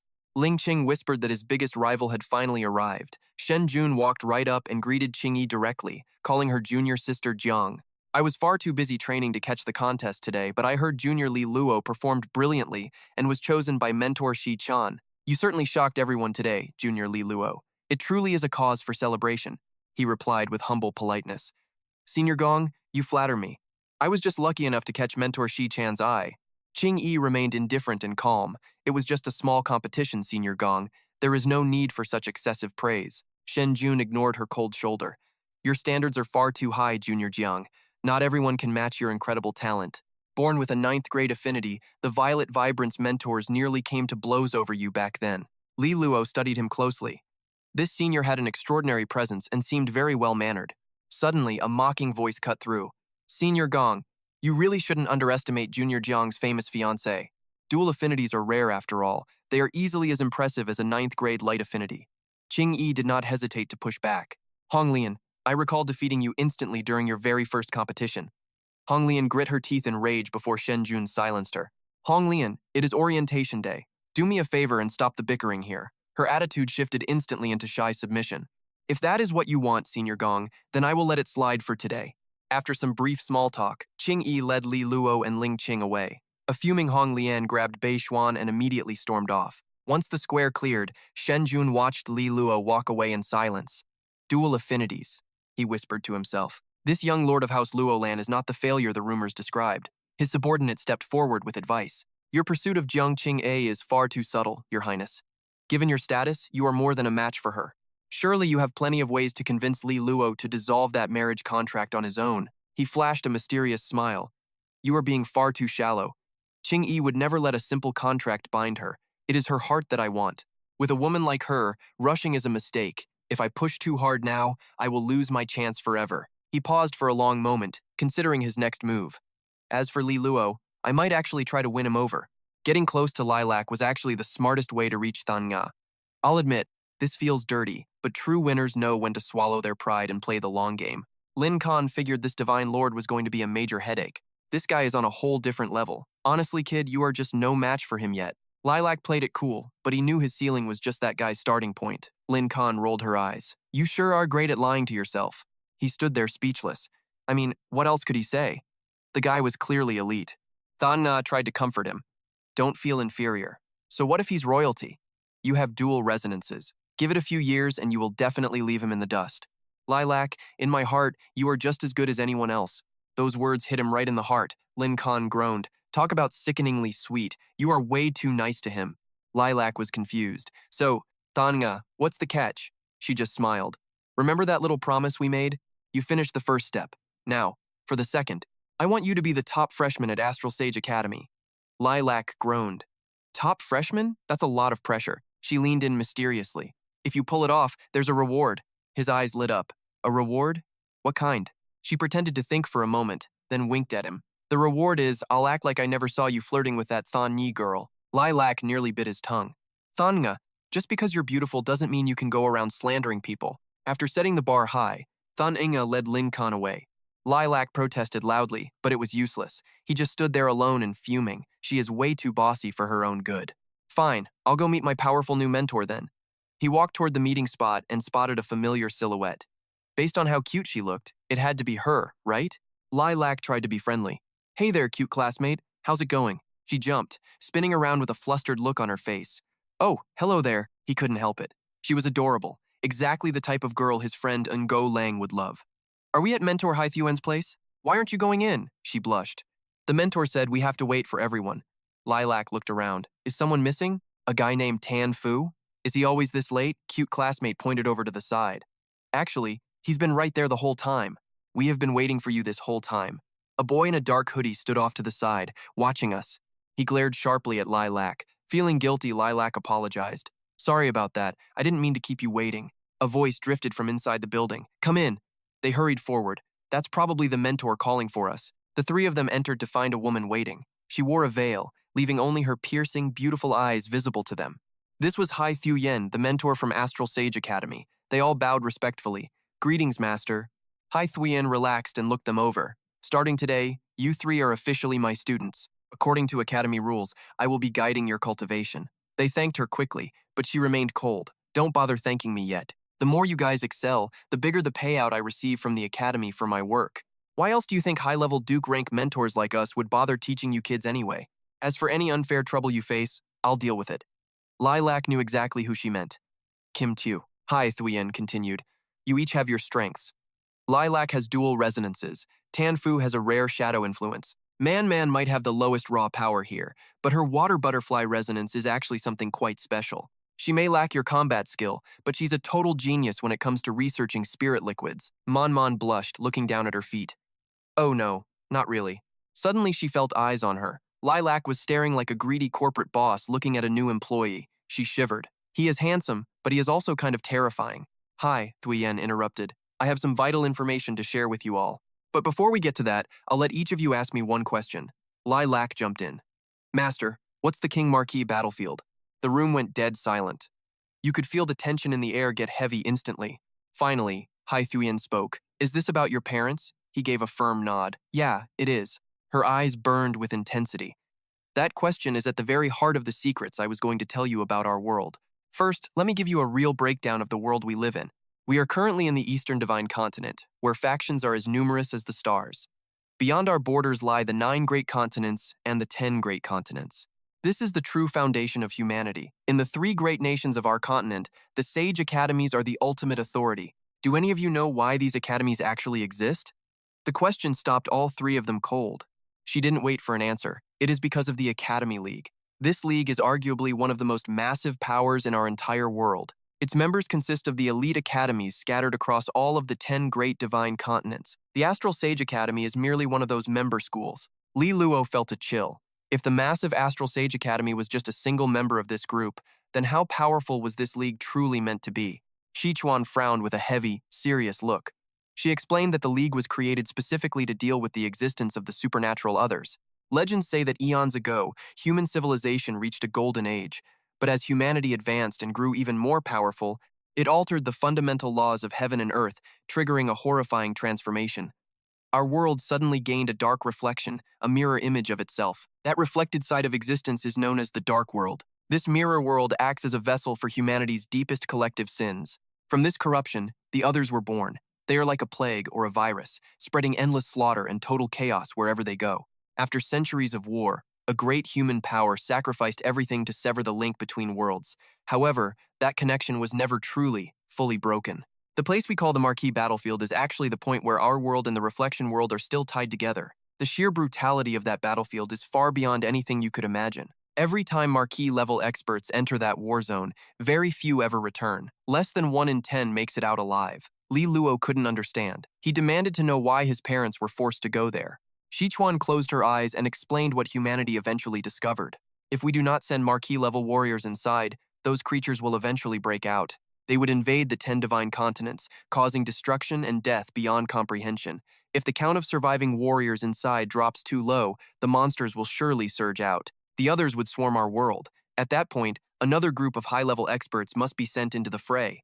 Specifically, we send experts at the Marquee level. Mon asked her own question. Why does it feel like these monsters are forcing us to feed them our best warriors? They are being consumed like dust in a never-ending cycle of sacrifice. Sichuan provided the answer. Eventually, every faction agreed to use a lottery system to choose the next group.